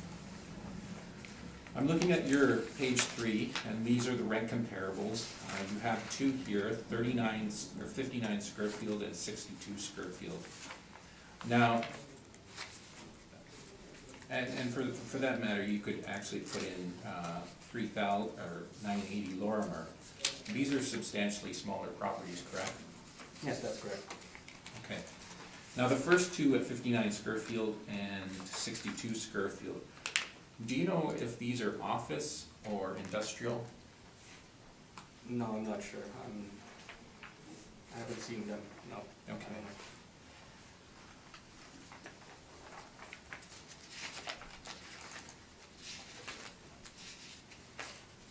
Now, did you inspect the property? Can't recall, a few years ago, if I'm not mistaken, Madam Chair. Not recently. Okay. Do you have an approximation of when it was, when you inspected it? Year, I'm not asking for day and month. I can't recall, it's years, I'm pretty sure. Maybe about 3 years, 4 years ago.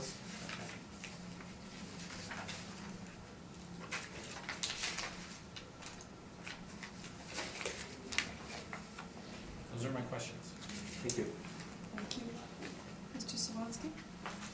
Yeah, I'm trying to sort of set my mind as to where this is located. And it was indicated that buildings are also vacant. What was the previous use of this building? I believe it's medical facility or something like that. Sir, I'm just not quite sure if I should mention the previous owner or the previous, Okay, but it's a more of a biomedical, sort of something like that, science-related company. Research company, something like that. Okay, I see Route 90 and Yes, sir. Scofield Boulevard. And what's the name for Route 80? What's the street name? Oh, I can't recall what Route 80 is, but 155 is McGillivray. Scofield, yes. I forgot what 80 is. No, I forgot, sir. Sorry, if I may add, are you trying to figure out the location? Yeah. So if you're going south on Route 90, you go down Scofield, take a left on Scofield, and then take a right down Henlow. Henlow's the first right. Okay. It's almost at It's the kind bottom. of, it's kind of tucked at the bottom of Henlow. The Pembina Trail School Board is on that street on Okay. Henlow. Yes, okay. It makes sense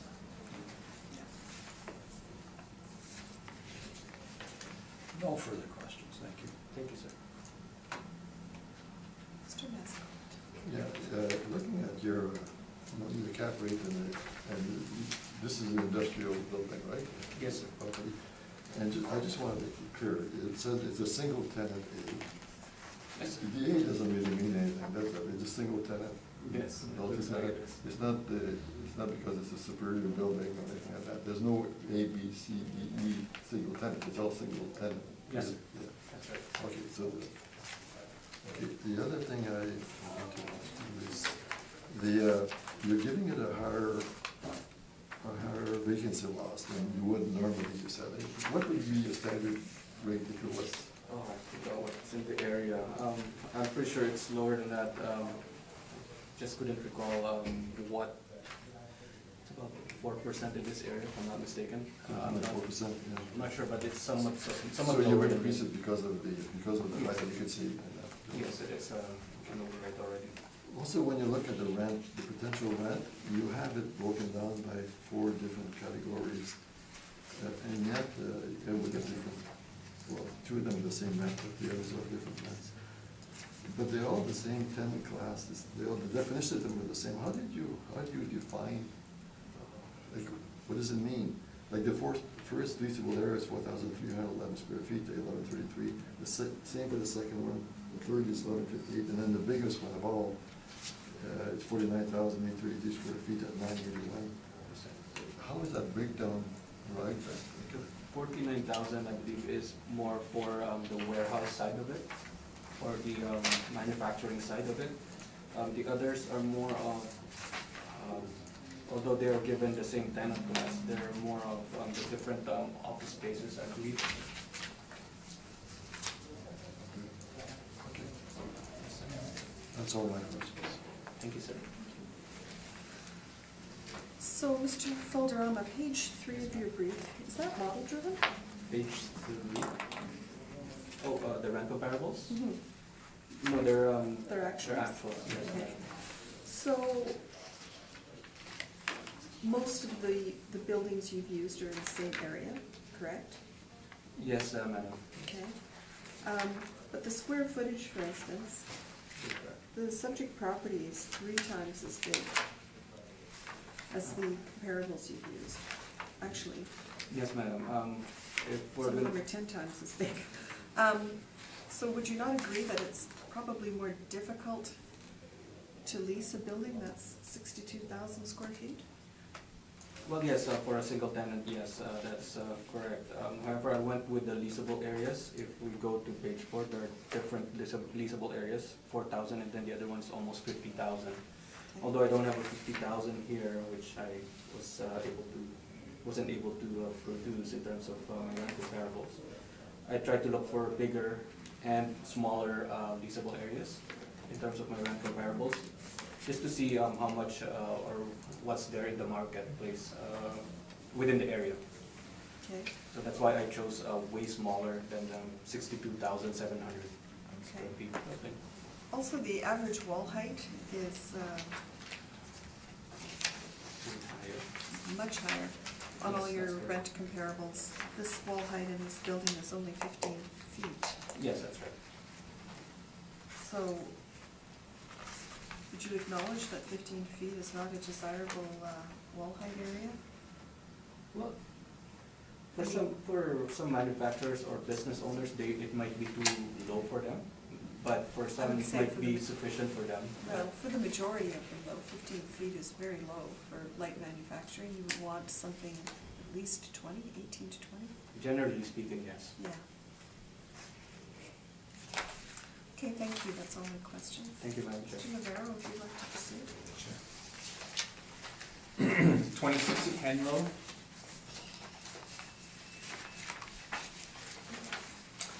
If you could please turn to page 5 of the brief. I'll just take you through the property description. So again, this property is located at 26 Henlow Bay. And again, I think we already talked about this. It's just south of Scofield in between Route 90 and Waverly. It actually abuts the car dealerships that are along Bishop Brandon. So the back of those car dealership lots would be exactly where this property is. So this building is a 1 to 2 story building presently used for industrial purposes. The building is presently vacant, has been since for some time. Actually, we estimate that actually it has been vacant since about 2014. The subject is located on the east side of Henlow Bay, south of Scofield Boulevard, as I mentioned. The site was originally improved with a 16,576 square foot section, 1-story warehouse constructed in 1990. Major renovations and an addition commenced shortly after the current owner purchased the property, and actually when I say current, I say the previous owner, because this description actually talks about what the previous owner did, which was Emergent Bio Solutions. And again, I don't think we need to get into the fact that this property exchanged recently, as was indicated in the question of non-cooperation. So major renovations and an addition commenced shortly after the current owner purchased the property on January 3rd, 1997. Again, that's the previous. This phase of upgrading was completed by July 1st, 1998. A second phase of upgrading was undertaken and completed by February 1st, 2001, resulting in the 2-story building having a gross floor area of 64,668 square feet and an estimated leasable area of 62,817 square feet. Now, I'll ask you to turn to page 3 so I can just give you a brief description of this building. Now, the better picture is actually the lower one on page 3, and these are reversed. Okay, so what you see up here is Henlow Bay. On the bottom picture is actually not in the picture. So the west side of the building is on the left side of the page there. You can see a 1-story section. That is actually all office area. Now next to it you can see the elevated roof line of the next section. That section is predominantly laboratories. So there's small labs in there. And there is also a small storage space above that and mezzanine above that. And as you can see, again, there's an elevation difference between the first section and the next section. Now, you can see that the second section, the elevation is continuing on, and you can see another section which is at the same elevation. So on the south side, on the southeast corner or the right side, you can see a section that is also the same elevation. That section there houses many of the building mechanicals, so water filtration systems, backup generators, all of that are in there. Now, this building has some systems in it that may not be present in other industrial buildings. and that is because of the previous use of the building, which was as a pharmaceutical manufacturing facility. Now, as I mentioned, Emergent Biosolutions, they no longer own this property. They are still at 155 Innovation Drive, and that is actually the smart park that's in there. I'll talk about that later. Now, if you look at the top half of the bottom picture, you'll see a section that is higher than the next, than the section beside it. Now, this is the newer section that was built, that's mentioned in the brief. Now, it is officially 2 stories. And what's housed here on the top level, the second level, there is an office section, which is, I would say, about 8,000 square feet. And the rest of it is actually dedicated to the air handling system of the entire property. Now, when this property was a pharmaceutical manufacturing facility, there is a need for specialized air exchange HVAC systems that most industrial facilities would not have. That is exactly what is housed on that second level. Below that are storage areas and warehousing areas.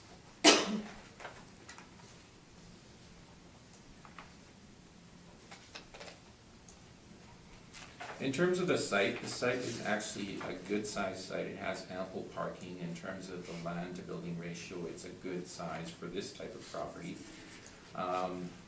If it were any other type of property, it may have some issues. It definitely couldn't become something like a commercial property or something like that.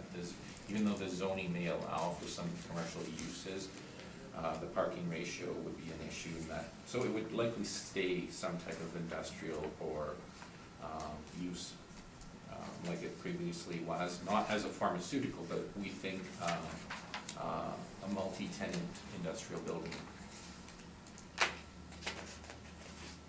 Now, regarding the issue of the highest and best use, in terms of the type of property that this is and what is there, this facility was essentially set up and built to house a pharmaceutical manufacturer. It is out of date. It really has no use as a pharmaceutical manufacturing facility anymore. The model for that type of facility is what you will see in, for example, the U of M Smart Park. Those types of facilities will, if you can turn to the very last page of the entire brief, just flip it right to the back. Yes, yes. So, the University of Manitoba, in conjunction with other levels of government, set up this smart park. And this smart park was basically to house innovative industries such as pharmaceuticals, biopharmaceuticals, agricultural sciences, that type of thing. Part of the reason for it is that you're next to the University of Manitoba. You have those synergies that you can have between the university and these companies. The reason is, the reason Emergent Biosolutions is still here is because this is the type of facility that they're looking for. This is the future. Our building is essentially the past. In terms of possible uses, again, we suggest that a multi-tenant facility is probably the most appropriate for this type of building. It would be very difficult to lease it out to a single tenant as it currently sits, because again, this was it has some systems that most tenants would not require. And there is some cost to actually running these systems. The air exchange systems, again, as I mentioned in the picture that I showed you on page 3, the new section of 2-story building is a good half of that second floor is air exchange HVAC system. And again, most tenants would not require that. If you turn to page 8,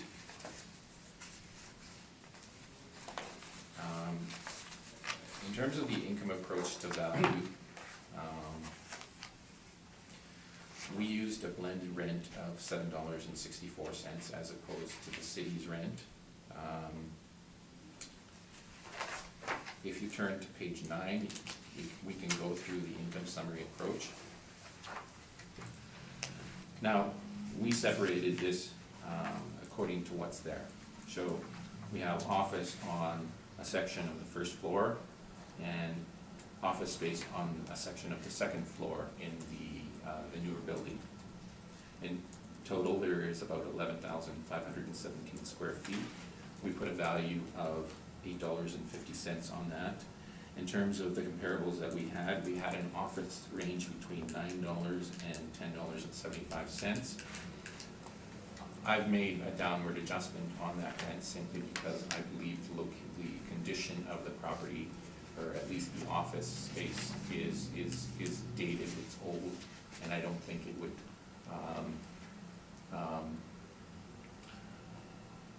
I don't think it would get $9 to $10.75 on the market. In terms of storage, we put what I would say is probably close to a nominal value. It's a low value. The storage spaces are estimated at 14,323 square feet. In terms of the laboratory section, this is a section that we think is, in terms of viability and future tenancies, this is probably the section that has the most potential to actually do anything with it. We put a rent of $10 on that section. In terms of the manufacturing section, we put a rent of $7.50, and again, the manufacturing section is approximately 15,198 square feet. Our range of rents is between $6.35 and $9.25 for the manufacturing. In terms of the vacancy, vacancy is where we have an issue with the assessment department overall. We believe that the 8.5% doesn't recognize the situation of this property.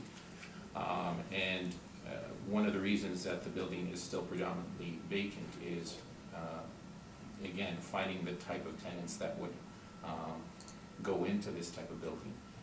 So while the laboratory section may be rented up at some point in the future, the other sections are, again, a hodgepodge of office, laboratory, or storage and manufacturing. So they are demisable. You could demise them, but again, you're going to have to incur some type of expense to do that. This type of property, we think 20% is low in our opinion. It is, the vacancy is way above that. It's closer to 100%. In terms of expenses shortfall, we put a shortfall of $5 on it. I believe that may be higher than what the assessor is saying. In terms of the shortfall, these vacant spaces that typically they have higher expenses to them simply because of the systems that are built into this building. So we put a slightly higher shortfall on them. In terms of management, we agree with the city, it's typically 7%. And in terms of the capitalization rate, we put a capitalization rate of 7% on this building. We don't think 6% is appropriate. 6% is a capitalization rate that would be seen in a superior industrial property or a flex warehouse that could be demised easily, and this is neither of those. So we think it's closer to 7%. I'll go into the capitalization rate argument a little later.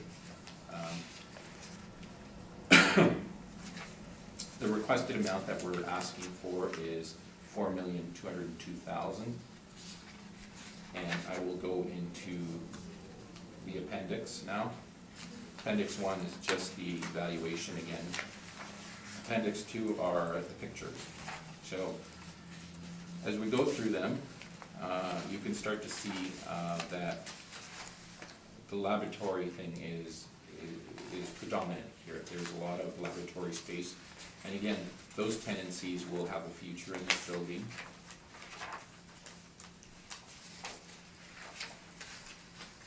On picture 20, you'll see some overhead doors. These are some shipping areas. So it does have shipping areas to the warehousing areas. Picture, or appendix 12, I believe, page 22, again, these are the hallways. This is that section that I mentioned on the picture on page 3. You have the lower office section to the very west of the building, and then there's a slightly higher section where I said the laboratories are housed. So this is the hallway that runs down the middle of these laboratories. And again, on page 23, more pictures of laboratory uses. We have some office spaces on page 24, and you can see that there's not a lot there, and again, this is talking to the vacancy. They have chairs lying around, they have desks lying around, but it's not organized in any way. Page 25, again, we have some specialized equipment for the manufacturing of pharmaceuticals. 26, you have lunchrooms. There are several lunchrooms throughout the building, and again, these are larger lunchrooms, and they are typically in this condition. And again, I would stress that you kind of have to be here, but these rooms are dated. They may have been up, we may have an effective age of whatever it says, 1995 to 2000, but these are not modernized facilities. The next page, you look at page 27, again, this is office area. And again, this is typical for industrial buildings, it's not typical for office areas, or straight office areas, designed and built as office areas. Page 28, you can see these are some of the systems, the air exchange, filtration systems that are built into this property. And you can see the grade there. This is on the second level. And I mentioned on the second level that there's a large office section, and then another section that is mainly these air exchange systems. Picture 29 has some warehousing and storage areas. They're large, so they could be used as warehousing areas. And the last picture there on page 30 is the parking lot, and there is ample parking. There's no doubt about it. It's in terms of parking, it's got good parking. I also include the zoning principal use tables. That's just standard that I apply. The last section, you'll start to see beyond the planning stuff is the smart park buildings. So I wanted to get back to this issue of smart parks, especially in relation to the type of property that this is. Now, I put some emphasis on the type of property this is. This is a pharmaceutical, or was a pharmaceutical manufacturing facility. It is my opinion that there is no future for this facility as a pharmaceutical manufacturing facility. It's clear. That's why the Immersion Biosolutions pulled out of this facility. It's out of date. The type of building that they're looking for is the type of building that they have at 155 Innovation Drive. And that is the future of these types of buildings. They have modernized buildings with modern research facilities, and they have those synergies with the University of Manitoba. This type of building, as it stands, in my opinion, would only serve as multi-tenant facility once it's demised properly. But in its current state, you would have to recognize the vacancy, in my opinion. You would have to recognize that in terms of the capitalization rate, something has to be recognized, saying that it's not what I would call a Class A industrial building, whether it's multi-tenant or single tenant. That is my presentation, and I also had a rebuttal. I don't know if it's too late, regarding the rent comparables. Yep. Yeah, okay, so I will pass this out. I will go into my rebuttal, or if you want to ask questions now and then do the rebuttal, that's also No, fine. we'll just do everything at once. Okay.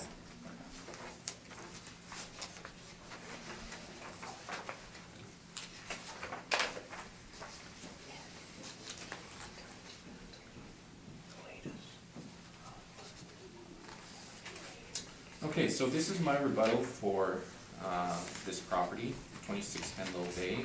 I got into the issue of the assessor's comparables, frankly because I took a drive out to all of these locations just to see whether I thought that they were comparable. So the first comparable is 940 Lorimar Boulevard. So this is a complex of newer flex houses built between 2011 and 2014. High roof lines, easily demisable.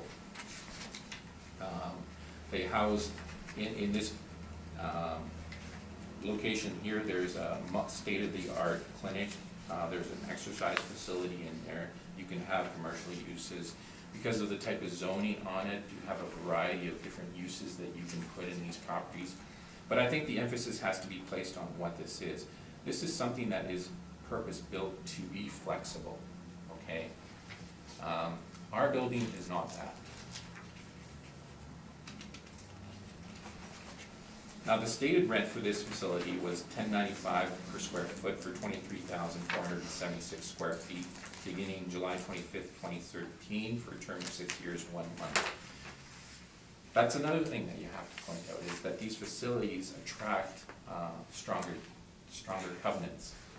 So the leases on these types of properties are going to be stronger simply because they're better located, they're more flexible in terms of what you can do with them. They have the higher roof lines, and just look at, I mean, they're just more attractive. This one is located in between Wilkes and Sterling Line. So it also feeds a large area of residential housing. So you have Tuxedo, you have River Heights, you have Lindenwood next to it, within a 5-minute drive. And that is exactly what's the attraction here. So in our opinion, this type of property would, again, rent for higher in the market. The next one over is 59 Scofield Boulevard. This is a smaller industrial office complex. The vast majority of the individual units are dedicated office space with some smaller warehouse areas in the rear of the units. But for the most part, this is office with some storage space in the back.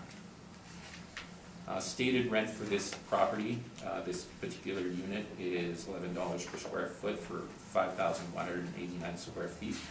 Beginning December 1st, 2015, this is month to month for a term of 1 year. The building is currently demised into 8 units ranging between 1,928 square feet and 7,058 square feet, with a total leasable area of 29,004 square feet. Now, this particular unit houses a government office. Government offices have certain requirements. This one in particular is office. So it houses an office belonging to the Department of Agriculture. And again, it's proper to use maybe if you're talking about the office sections of the building, of the subject. but I don't think it's appropriate to compare it to the entire building, because we're talking strictly about an office here.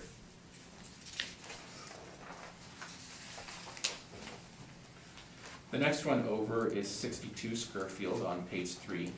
Much like the previous comparison, is a one-story office warehouse complex, predominantly tenanted as office space in an industrial subdivision. And again, these two, 59 and 62, are on Scofield. They're not on Henlow. Henlow is out isolated. That's how I would put it. The stated rent is $10.75 per square foot for a 6,396 square foot footprint. The lease beginning April 1, 2015 for a term of 3 years. The building consists of 12 demised units ranging in size between 1,394 square feet and 6,396 square feet, with a total leasable area of 42,080 square feet. So again, I have to place some emphasis on this point that this is okay to compare to the office sections of our subject, but to compare it to the entire building, I think would be wrong. The next one over is, number 4 is 980 Lorimar Boulevard. As you can see, this is just a continuation of 940, the first comparable. So again, you have these newer types of flex warehouses. They're very attractive. They're demisable. You can do a lot with them. Because of the zoning, there's a lot of potential uses. So again, in terms of the HVAC systems, again, appropriate for the size of property. It's not overbuilt in any way. And again, this thing is located in a popular area in between Wilkes and Sterling Line. It feeds Tuxedo, River Heights, Linden Woods immediately. They're all within 5 minutes. The stated rent for this one is $12.50 per square foot for 3,003 square feet. The lease begins January 1st, 2015 for a term of 5 years, 1 month. Again, this is a smaller area, so if you're going to compare it to a smaller area in our building, that's great, but not to the overall building, I believe.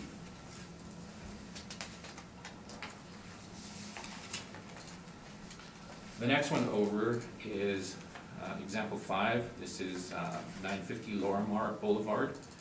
So again, this is a continuation of the same subdivision. Again, newer flex warehouses, higher heights, easily demisable, modern mechanical systems that are not overbuilt. You can put many things in here. My daughter goes to a ballet class in one of these facilities in this location. So again, many things that you can do with this property. This one is $10.95 per square foot for 23,476 square feet. Beginning July 25th, 2013 for a term of 6 years, 1 month.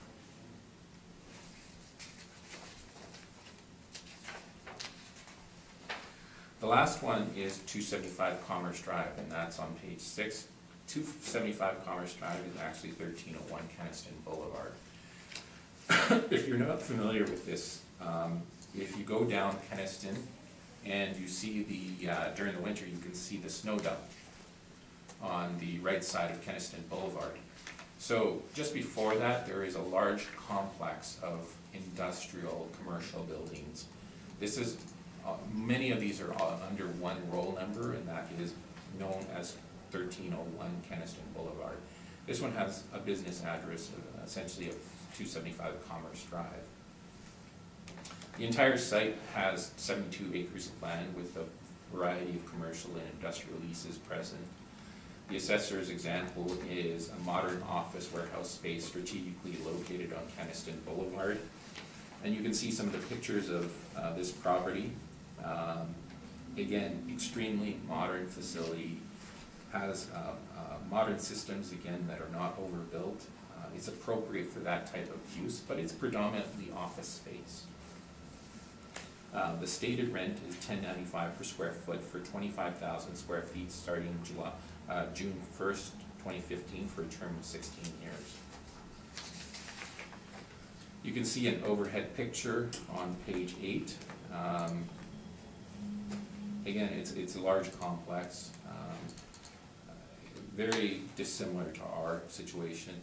And below that, you'll see that in the blue outline, you'll see the site.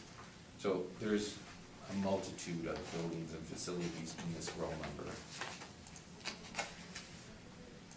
Now, the Altus comparisons, we'll go through them also. So, the first one is 1400 Chevy Boulevard, standard industrial building located on Chevy Boulevard. That one was renting for $7 a square foot. Total leasable area is 19,890 square feet. It's got a low wall height of 10 feet, so probably why it rents for lower. The next one is Clarence Avenue. Clarence Avenue,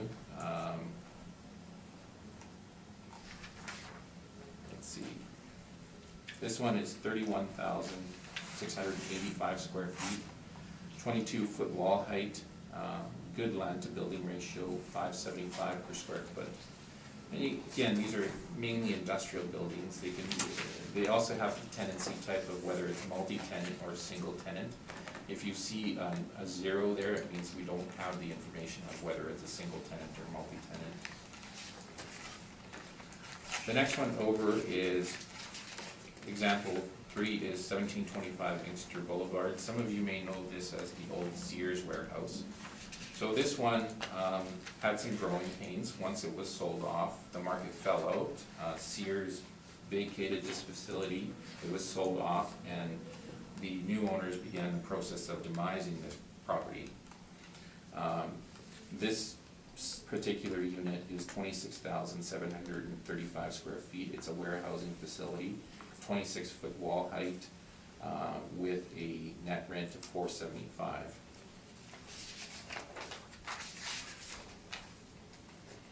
$119 Plymouth. This is a facility of 24,614 square feet. I believe that is actually the footprint of the building, so there's nothing beyond that. That one is renting for $5 a square foot, 23-foot wall height, good land to building ratio. 160 Omans Creek, close to Kenaston Boulevard.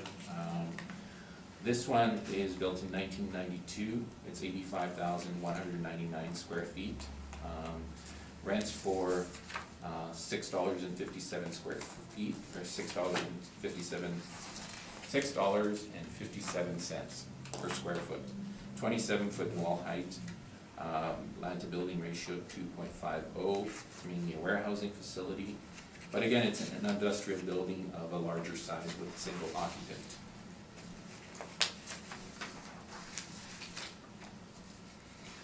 $190 Omans Creek. I put an asterisk on this one. You probably noticed that. The reason that I put an asterisk on it is because it is, in my opinion, very similar to our building, our subject. It has an effective age very close to our building. In terms of occupancy, there are 2 areas which total, I would say, probably about 88,000 square feet. 2 leases on there. The net rents are between $6 and $590, 25-foot wall height. It's got a lower land to building ratio with an M2 zoning on it.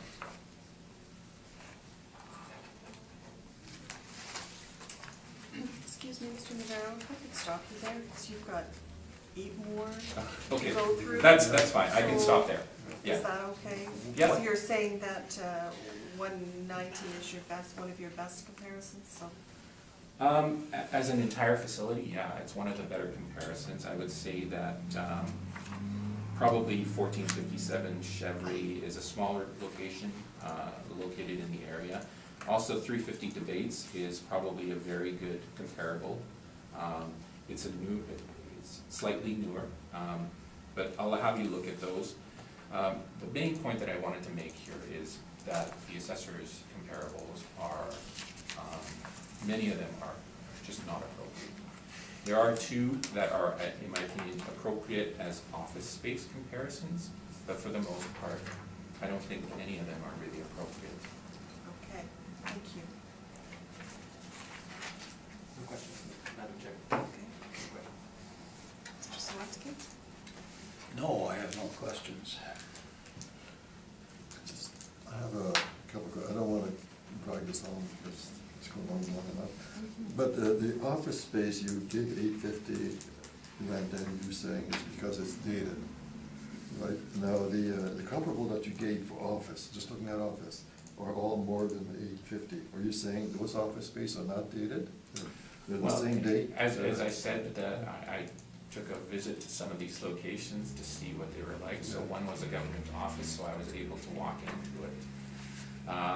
And no, the facility was a little bit more modern than our location. Yeah, but wouldn't that be But- more, in fact, I look at the pictures you gave and the empty spaces. I mean, you're really renting empty space, you're not renting furniture and everything else, that's supplied by the, you know. I don't think you can see it through the There's nothing- pictures, but. I don't see anything wrong with those spaces. No, you know.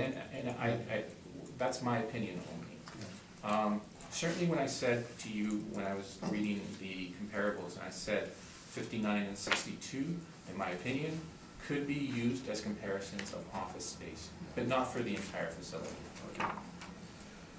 Okay, that's, and what is the vacancy rate now of this building? I would estimate it probably at about 95%. And it's been like that for how long? Since about 2014. So they're not able to rent? There's no market for this type of property for a pharmaceutical manufacturer. They're just, it's No, but out of they date, can- it's out of date, it's simply out of date. But they've tried to rent it as something, as whatever they, whatever they Yeah, can, I guess. I think their option is to demise it at this point, And and do I think something that's else. where they're looking at too. Okay, that's all my questions. So 5% of this building is currently being rented. That's my best estimate, yes. When I walked through the building, I saw maybe 3 people in this entire building. Okay. Mr. Boulderham, I'm just going to redirect to you on your brief. You've got on page 4, you've got a vacancy rate of 8.5%. Yeah, that's it. And so how high does the city go for vacancy rates?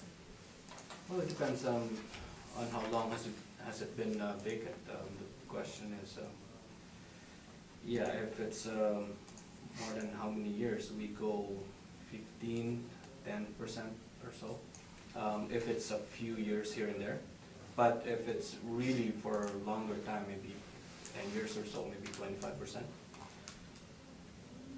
Because the way I would see it is the logic behind it is if it's not vacant, then we still assign, or there's still a certain amount of market vacancy.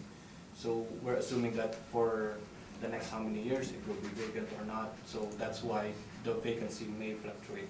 Okay. And is there a type of manufacturing going on in this building now? No. No. So it's being utilized as office? What it's being utilized for is that it has excellent laboratory facilities, so So the lab portions? the lab portions, and I mentioned this in my presentation, that the portion of the building that's going to be the easiest to demise is the laboratory section.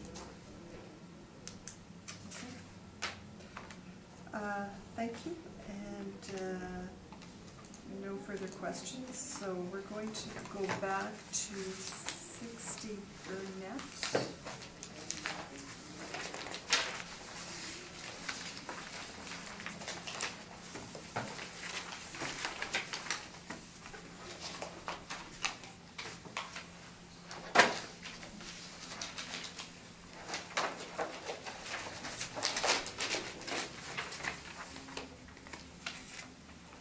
Mr. Boulderham, if you'd like to move us through your presentation. Thank you, Madam Chair.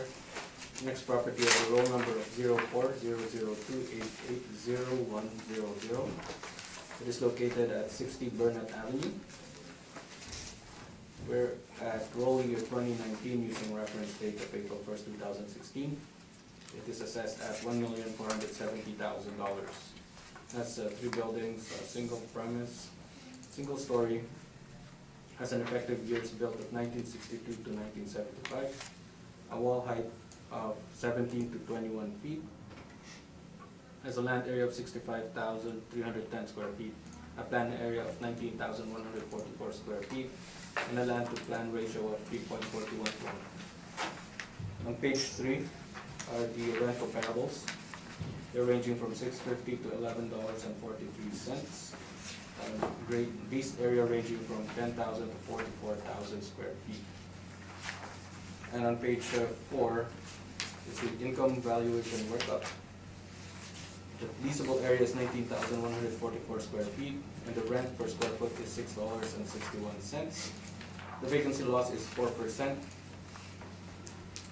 Expenses, including management, is 7%. The shortfall rate is $3.60 per square foot, giving it a net operating income of $110,219, with an overall capitalization rate of 7.5%.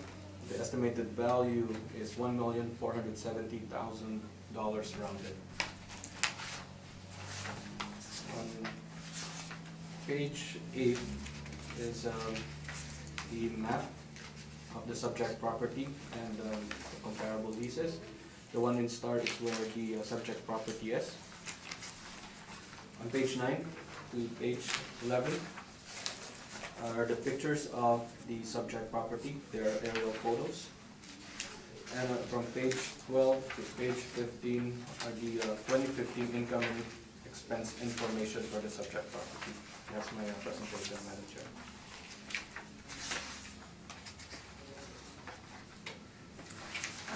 Thank you, Mr. Boardroom. Thank you. Questions? Yes. Mr. Valderrama, did you get a chance to inspect this building? No, not this building. So you're not aware of the condition of the building inside? No. Okay. In terms of your comparables, did you get a chance to visit any of those comparables? No, I wasn't able to. Okay.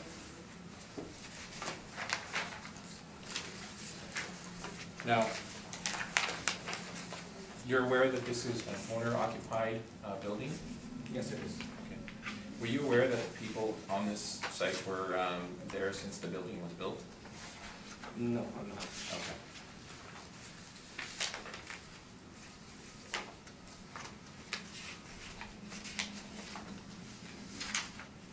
And the capitalization rate that you've given in terms of 750, that's appropriate, do you feel, for the condition of this building? It's a model-driven cap rate. Okay. Okay, thank you. Thanks. Thank you. Mr. Swansky? No questions. Thank you, sir. No questions. Mr. Valderrama, I just have one question regarding the cap rate on page 6 of your brief. Yes, This is Madam Chair. going under industrial, I'm assuming, and I'm assuming you're making this B? Industrial B? It's a single tenant, and yeah,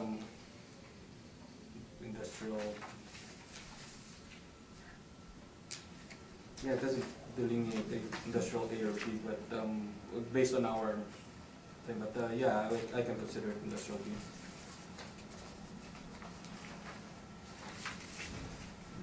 They're all the same things. Yeah.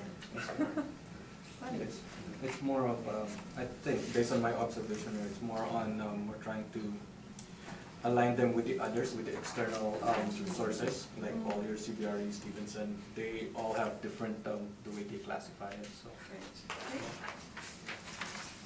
Thank you, that's all my questions. Thank you, Madam Chair. Mr. Navarro? Yeah, first of all, I apologize for what I did with this brief. It was flipped around. So you'll have to flip these pages as we go past them. I'd also like to hand out this, because this property, including the next two properties, all use the same lease comparables. There's also a correction on one of them. So I'll pass that out so you can look at it and use it for all three.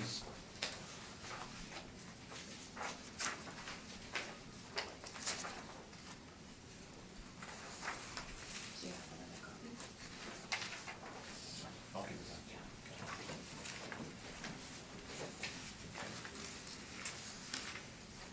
Okay, so this is 60 Burnett. And we can go through the pictures here. The front view of Burnett Avenue, the back view on page 4. You'll see a small shed there. That was actually calculated as part of the square footage of the building. I'll get into that later. So the subject property was inspected on October 29th, 2018. The east side of the property, the first section of the building is a 9,360 square foot building built with a masonry wall system and supported by steel beams. The building was built in 1967 and has a wall height of 14 to 17 square feet. There is a section in the back, and again, that is that shed there. I took a picture of it. I say 375, it's actually, I think, 500 square feet, not 375 square feet. Shouldn't be calculated as square footage, but I believe it is included in the square footage of the building. It may have been something at one point. The middle section was built in 1975. This section of the building is 4,264 square feet with a wall height of 21 feet. And again, this is metal frame design, not like the other portion. On the west side, the oldest section was built in 1962. This is 5,520 square feet with a wall height of 17 feet. The highest and best use, in our opinion, is the current use. In terms of potential market rent, we've assigned a potential market rent of $3.50 for this building. A vacancy allowance of 4%, a shortfall of $360. We do not disagree with the city on this. Non-recovered expenses, 7%. Next page over is the income approach summary. The capitalization rate applied by the city is 7.50. In our opinion, that's too low. I'll get into this also. We suggest no lower than $850 for the subject. The subject has an effective age of 1967, while the industrial brokerage report in the Altus 2018-2019 CAP study classifies industrial properties as type A and B. Our subject would not meet the standard either of these classifications. The term non-investment grade has been used for properties that have either outlived their functional life or have deficiencies that increase risk for a potential purchaser. Risk factors can include age, condition, location, single tenancies, or owner occupation, low land to building ratios, and loading problems, etc. So we've identified some issues in this building, hence the reason that we've chosen a higher cap rate. If we go through my comparables, the first one is 1322 Waverly, auto dealership, higher wall height, better location. The next one over is 903 Marion. 903 Marion, and again, I've provided these pictures for your review.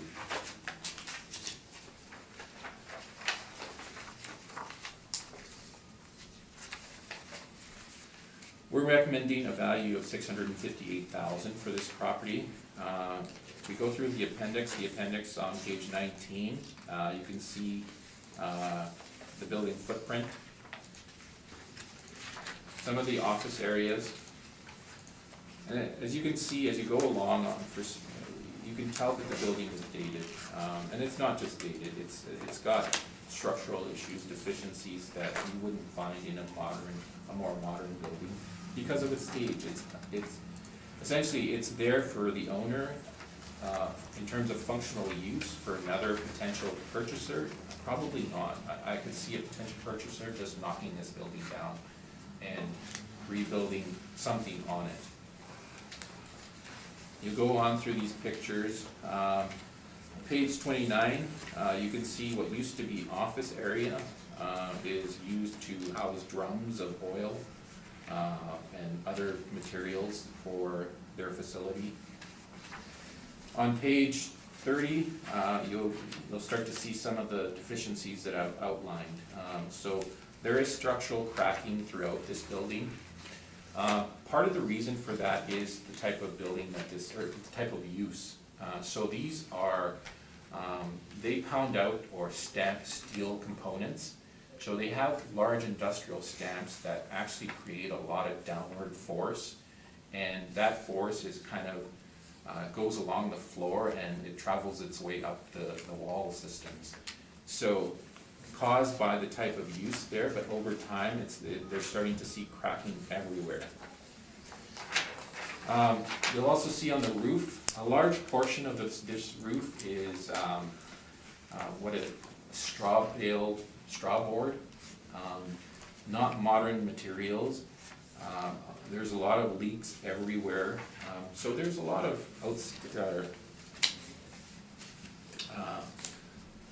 in terms of capital expenditures, this property needs a lot of TLC. And it's not in very good condition. So we've made an upward adjustment on the capitalization rate, which we think is fair. And again, we inspected the facility, we know what's lacking in it. The city's model doesn't capture this. That's my presentation. Thank you. Questions? No questions, Madam Chair. Mr. Swansky? No questions. No questions.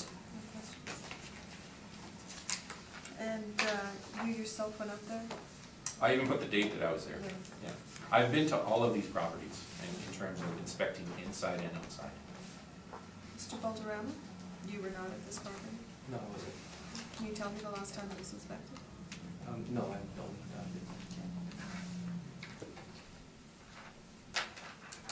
Okay, thank you. Leave that with us.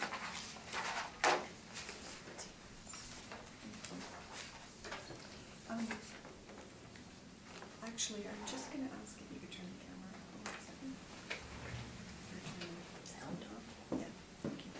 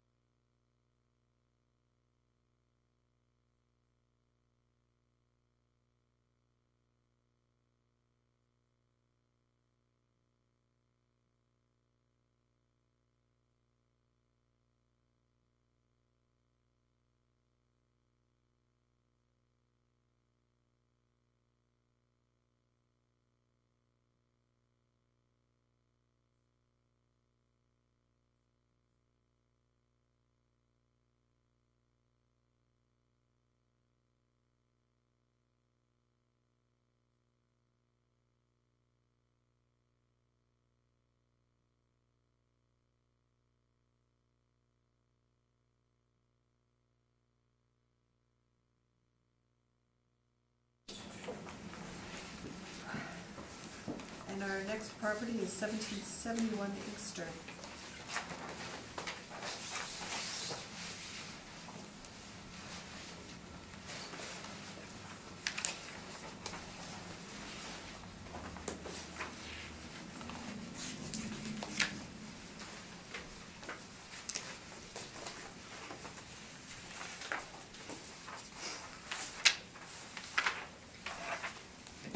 Thank you, Madam Chair. The next property has a roll number of 140-627-30100. It's located at 1771 Inkster Boulevard. We're dealing with the roll year of 2019 using the reference date of April 1st, 2016. It has an assessed value of $7,317,000. And I am requesting for a non-co-op on this property, Madam Chair. On basis of, on page 12 and 13 are the tracking and the envelope that were sent out to the same address as the property, 1771 Inkster Boulevard.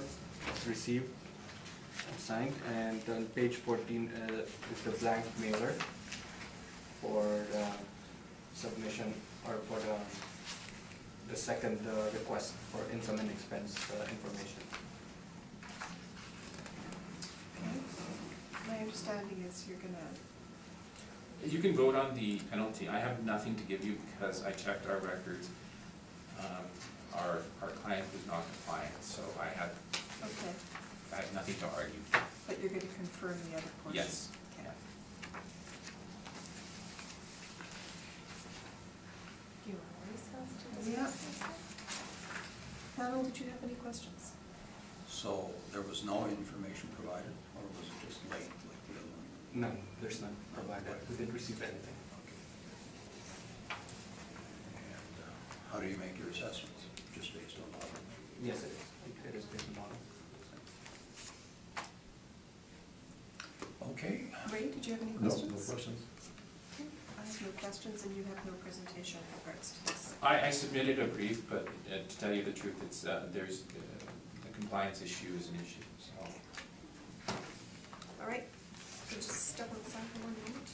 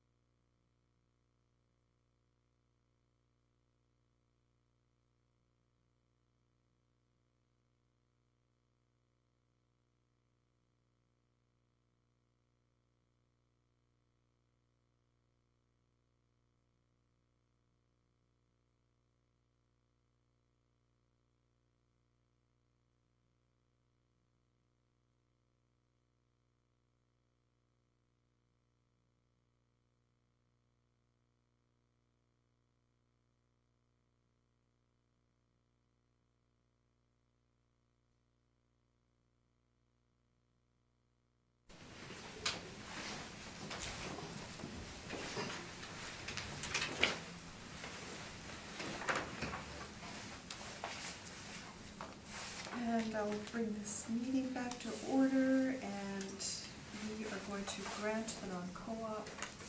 And Mr. Navarro, I'll just ask for confirmation. yes, thank Yeah. you.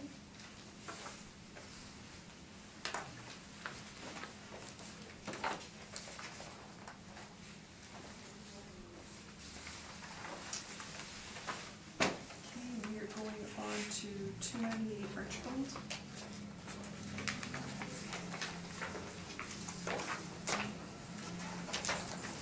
Mr. Boulderama, whenever you're ready. Thank you, Madam Chair. Next property has a roll number of 060505866100. It's located at 298 Archibald Street. We're dealing with the roll year of 2019, using reference date of April 1st, 2016. This is assessed at $1,647,000. Has 3 buildings, single premise, and 1 to 2 stories. Has effective years built of 1976 to 1996. Wall height from 11 to 12 feet. Has a land area of 36,634 square feet and a planned area of 24,940 square feet, giving it a land to land ratio of 1.47 to 1. On page 3 are the rent comparables. They're ranging from $5 to $7.50 per square foot. So these areas are ranging from 7,256 square feet up to 35,760 square feet. On page 4 is the income valuation workup. The leasable area is 27,040 square feet. The rent per square foot is $5.03 per square foot. And the vacancy loss is 5%. Expenses, including management, is 7%. A shortfall rate of $3.60 per square foot, giving it a net operating income of $115,298, with an overall capitalization rate of 7%. The estimated value is $1,647,000 rounded. On page 8 is where the subject property is. It is indicated by a star. And the other markers are for comparable leases. On page 9 to page 11 are the aerial photos of the subject property. On page 12 to page 15 are the income, 2015 income and expense information. And on page 12 it indicates fully owner occupied. And that's my presentation, Madam Chair. Thank you. Questions, Mr. Navarro? Yes.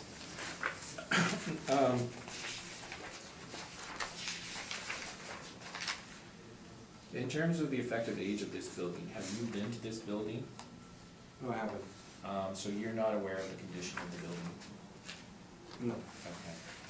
And your capitalization rate of 7, that's model driven, of course? Yes, it is. Okay. Okay, those are my questions. Thank you. Thank you. Mr. Swansky? No, I have no questions, thanks. Thank you, sir. Any questions? Thank you, sir. Just have one question. Page 5 is model driven. Yes, they're all model-driven parameters, Madam Chair. That's all my questions. Thank you. Thank you. The floor is yours. Okay. I'll ask you to turn to page 6 to the property description.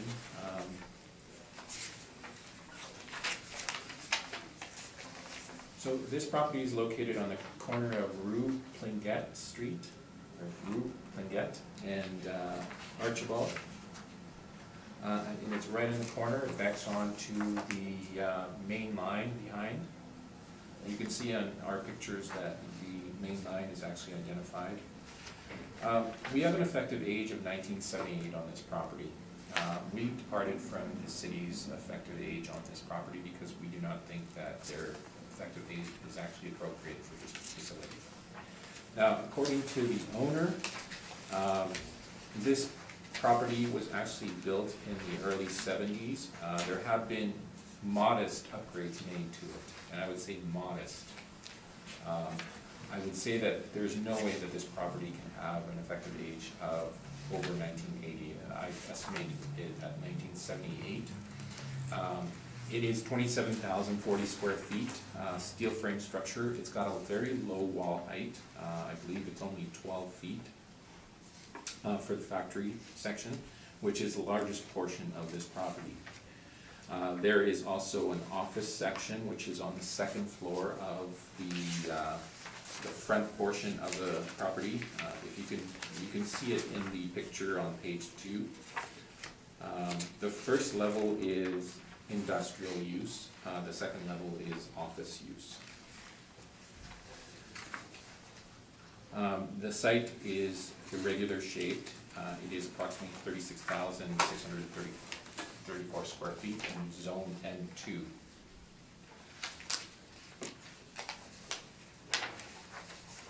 In terms of the leases, we have a potential rent on it of $4.25. The city has a rent of $5.02 on it. We have a vacancy of 5% on it, same as the city. Shortfall, $360, same as the city's. Non-recovered expenses, 7%. This is, again, an owner-occupied situation, so we had to use market rents for this property. Again, the capitalization rate, we think, in our opinion, is where the biggest issue lies with this property. We think that this is too low. It's getting into this facility is starting to reach the end of its life cycle. And it shows once you go through it. It's 8.25% that we're suggesting. We're not suggesting as high as the other property that we quoted on Burnett, because again, that has other issues altogether. One of the big issues with this property is the low ceiling height. It was built by the owner. He's used it for the same use since it was built. It backs onto the main railway line, which we think actually affects the capitalization rate. Because if you were to look at down the road, an investment opportunity, could you knock this thing down? Could you build something on it? You probably could. You might place a multi-residential building on here. The problem is those railway lines. That railway line is essentially abutting the owner's property line. So there's almost no separation there. And you'll see in the pictures here, we'll go through the comparables first. I think we've seen some of these already in the previous example for 60 Burnett. But starting on page 18, this is the office area. The office area is finished decently. I won't say that it's not a bad area. The industrial areas here are, again, aged industrial areas. They serve the owner well, but in terms of their functionality, there's not much that you can do with them. The shipping areas are very small. In fact, the type of trucks that can fit into these shipping bays is limited also. You can go through these pictures. I will point out one thing. On page 27, you'll see what I was talking about. That marker that you see right there is essentially the property line between the CP land or the railway corridor and the owner's property. The problem with future development of this property is that you're abutting a railway corridor, and this is a main line. So the setback requirements for this, because you would likely have to change the zoning on it, is 100 feet. So it would eat up a good section of your property if you had to get it rezoned for something else. And that is my presentation. I'm open to questions. Thank you. Questions? No questions, Madam Chair. Just what's No, thank you. How did you choose your comparable rents? Why did you pick these particular places? These particular places. So I looked at older isolated areas of the city where you have industrial buildings that are starting to age. So if you look at the effective ages on these buildings, there's some consistency here. And also the issue is the information and the access to that information. So we don't have access to the city's database of leases. So we can only draw for so many. Yes, but the effective age seems older than the subject property. And they're all over the city, like they're not even. They are over the city. There is, for example, 903 Marion Street, which is actually very close to this property. Yeah, that one's good. That one rents for $301. It has a superior wall height from 12 to 20 square feet. In terms of land to building ratio, it's actually better. But again, you can look at the properties and see why I chose them. I included the pictures in there. We get into this issue of effective age, and effective age is very subjective, okay? I don't know how the city chooses the effective age on the buildings. When I walk through a building, I know when the building was built. I talk to the owner, he tells me it was built in the early 70s. I look at what's been done to it, and I say, well, this can't be more than about 1978. But not even the effective age, the actual age, the actual year was 1976 was the earliest building for this property. According to the city, unless that's. Yeah, so I had a conversation with the owner, and he actually told me that the building was built in 1973, the original portion. So I don't know who's right in terms of the records. But that's why I chose an effective age of 1978 rather than that range that the city gives you, because that's what skews everything, is that range. It's not like they're giving you one effective age. But the effective age, you showed the comparable all before that date. The effective age of what? Of the building, of the comparables that you've used. The effective age of the comparables is it ranges from 1965 to 1973. That's good. Right? Yeah. So they're a little bit older, Yeah. but as I said, this is a building that's, at the end of its life, so, Okay. So. So just back to this page 8 of your brief, if this is effective age, they were all built prior to that, correct? I don't know, because again, the city sometimes doesn't put the actual age, they'll put the effective age. Remember, I'm getting this information from briefs, Right. okay? So you're just, okay. Yeah, I'm putting exactly what they have in their records. And you're looking for an 8 1/4 cap rate? The cap rate is definitely an issue with all three of these buildings that I mentioned. As I said, they're at the end of their life cycle. This one, in terms of future potential development, has that issue of the railway tracks. So if you wanted to, down the road, think this would be a great site for an apartment building, you're gonna have an issue with those setbacks. 100 feet, they're 100 feet from the railway corridor property line. They're not 100 feet from the rails, they're 100 feet from the end of the CP's property. Right. Okay, sorry, and you've given us your cap rate study? Yes, the cap rate study. So a couple of key points in here. So, for example, Colliers has industrial A and industrial B, and they try and quantify it somehow.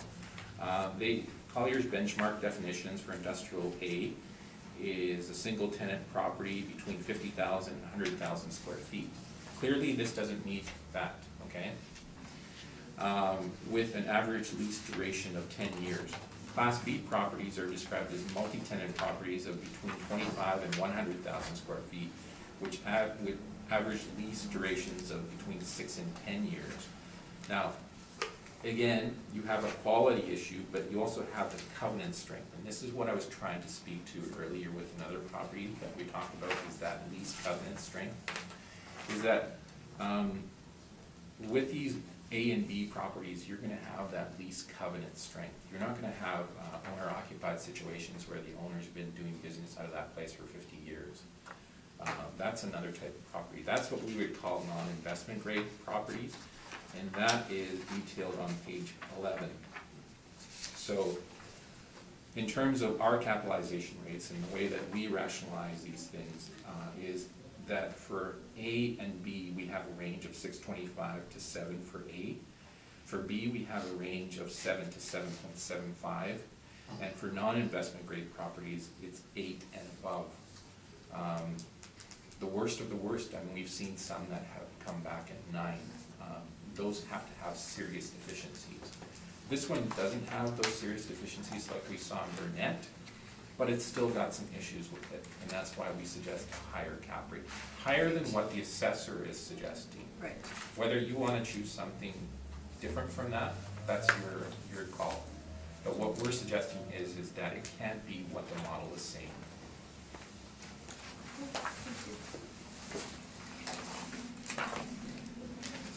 No other questions from anyone?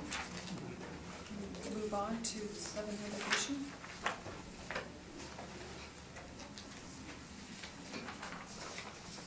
The next property has a roll number of 06053033000, and it is located at 700 Mission Street. We're dealing with the roll year of 2019 using reference date of April 1st, 2016. It is assessed at $2,151,000. Has one building, single premise, and 1 story. It has an effective year built of 1973, a wall height of 18 feet, a land area of 62,562 square feet, a planned area of 35,760 square feet, giving it a land to plan ratio of 1.75 to 1. On page 3 are the rent comparables. They're all ranging from $5.95 to $7.50 per square foot. A leased area of ranging from 7,256 up to 20,000 square feet. On page 4 is the income valuation workup. The property has a leasable area of 35,760 square feet, a net rent of $4.97 per square foot, a vacancy loss of 5%, expenses including management of 7% and a shortfall rate of $3.60 per square foot, giving it a net operating income of $150,585. With a capitalization rate of 7%, the estimated value is $2,151,000 rounded. On page 8 is the map of the subject property. It is indicated with a star. And the others are the comparable leases. The other markers are comparable leases. On page 9, page 11 are the photos, aerial photos of the subject property. And on page 12 to page 13 is the 2015 income and expense information. And that's my presentation, Madam Chair. Thank you. Questions, Mr. Navarro? No, I think they would be the same questions as the last property, so I don't think I have any. Thank you. Mr. Swansky?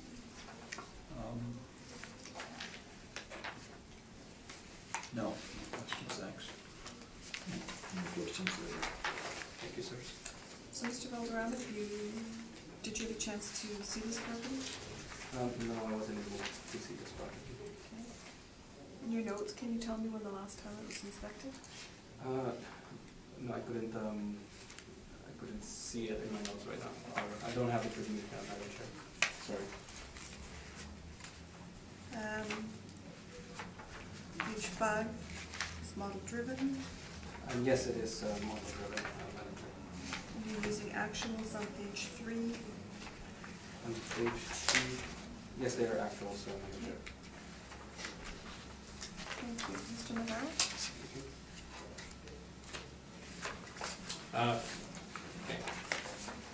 Okay. I don't think I need to show any pictures, as the assessor's already shown those. So the subject we have is a build date in 1973, but the assessor says 72. I'm not sure. It's 35,760 square feet, steel frame structure with a small front area dedicated to retail sales. The building is weathered, has not been updated extensively. Heating, air conditioning are done by dual-use suspended units rather than a proper HVAC system. The site does not have proper access doors for large delivery vehicles. The site has an irregular shape and has no proper paving on it. The site is approximately 65,340 square feet, zoned N2, and it has a land-to-building ratio of 1.71.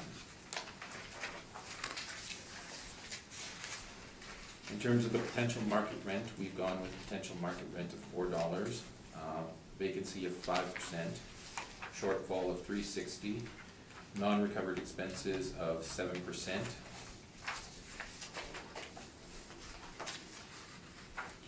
and a capitalization rate of 8%. Again, the subject was built in 1973. We'll see through the pictures what the condition of the building is like.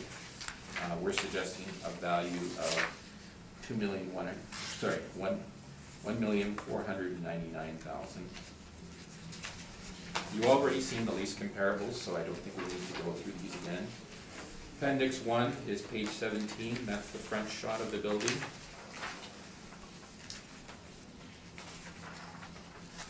Side view. This is the front retail area on page 19. So this business specializes in saddles, horse products, leather products, and anything to retail products that service that industry. On page 20, you'll see a small little accounting area. This is wood paneling, very dated. The owner, this is the building owner's daughter here. She works at the building. The property sold from the previous owners who had originally been in business for, 100 years. It was bought by a company known to the owner. The owners are known to each other in Stratford, Ontario. family members are employed still in the business. We looked at the lease itself. We don't think the lease is actually at market. We think of it as a book rent, and that's what the owner indicated to us, is that it is a book rent. So we went with a market rent. As you can see from the building, for example, on page 21, that is actually the retail area. So it's basically enclosed there. And there's several other pictures of the building itself. And again, this is a type of building that we think is nearing the end of its functional life. Many of these suspended heaters on page 27, you'll see that they look like they've aged not well. A few of them are actually not working anymore. And this is the problem with these space heaters, that they're dual use systems in many cases, but they're not a proper HVAC system. They're not very efficient. So their expenses are quite high when it comes to heating and cooling. That's my presentation. Okay, thank you. Mr. Valderrama, questions? No questions. Mr. Sawatsky? No questions, thank you. I just have a question regarding the cap rate. The 8%, you're justifying it on the base of the age of the building? Is that what the reason for having a higher? So age, condition, all of those factors are built into it. The lack of proper land to building ratio, the front area, which is, none of it is paved, the proper access to the warehouse, you can only get smaller vehicles in there. So it's a combination of many things. It also abuts a small railway, what do you call them, spur lines. So it's not the best location. It's out of the way. So that, yes, that is the reason that it is valued slightly, or the capitalization rate is high. In comparison to the previous property, I will say that the previous property actually had more issues, hence the reason that I gave it a slightly higher cap rate. This one it has some other issues, but in terms of the overall condition, it was slightly better than the other two. So hence the reason that we gave it a slightly lower cap rate. So with that kind of cap rate, you realize you're saying that this property is in worse condition than the 80% of the buildings that the city assesses that goes into their model, because this is higher than the 80. Yeah, so what I was saying there in the capitalization example that we just talked about previously. So we have our grade A, or class A, class B buildings that we classify, and then we look at properties that are classified as non-investment grade properties, which we start at 8%. Those are the type of properties that if a potential investor were looking at it, they would have to be a small-time operator or something like that, that would be looking for a specific use that maybe they could utilize this building. If you were to get anybody else, they would probably knock it down. Simply because it's hard to retrofit these buildings to a particular use. I mean, they were built for a specific reason. The one on Archibald was built for trade bindery. They bind books and other products. They're a printer. It was built to their specific needs. Would anybody else see a functional use for that property?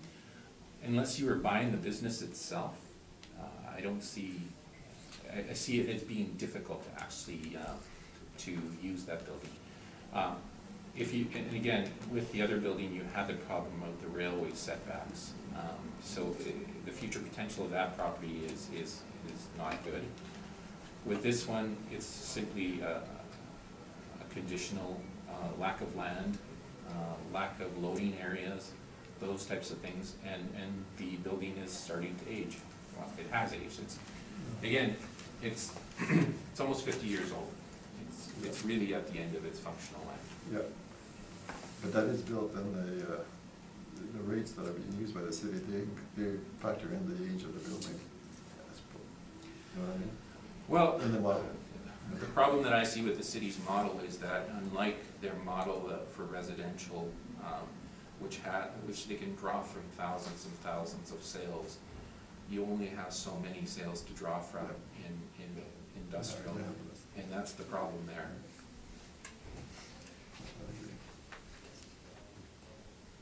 That's all my questions. And I'm good. Thank you. Thank you very much.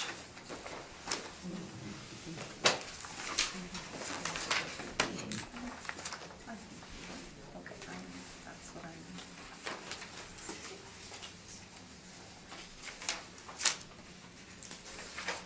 Now, Mr. Navarro, do you think Brookside is going to be extensive? I'm actually gonna suggest, we could actually possibly just confirm these two. And the reason for it is that we have, municipal board appeals on this property for the realty.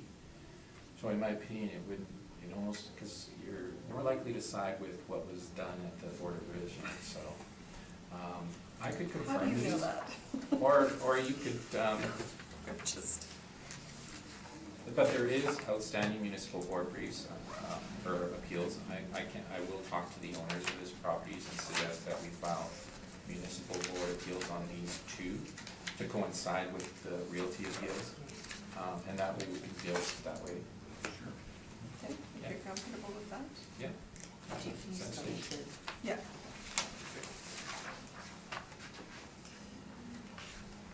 Would you like to just go through the formality?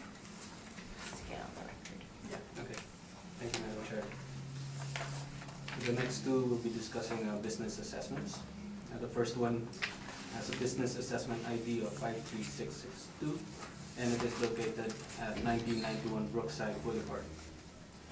The total annual rental value is $88,860, based on the total area of premise of 9,940 square feet, giving it an overall ARV per square foot of $8.94 per square foot. The total ARV is based on a rent per square foot of $6.91, a heated area of 9,940 with 66 cents per square foot rate, an area with electricity of 9,940 square feet with an electricity rate of $1.18 per square foot, and based on an area with water for about 9,940 square feet with a rate of 19 cents per square foot, giving it a total ARV of $88,860.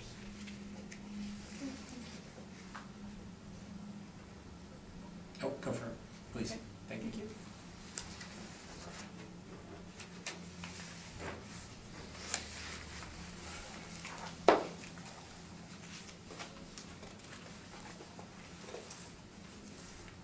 Okay.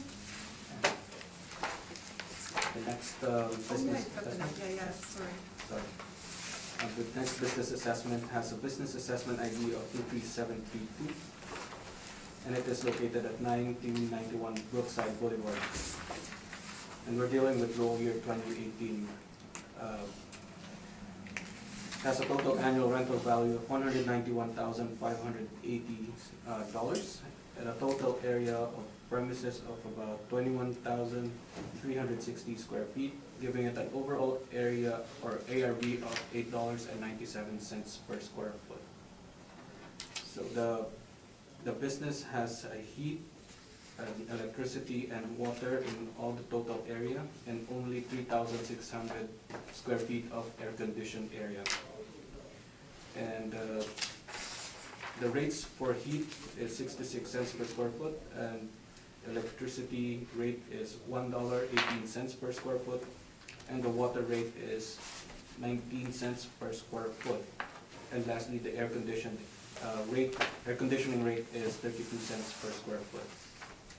And that's the business assessment for this. Thank you, Please confirm. thank you. Thank you.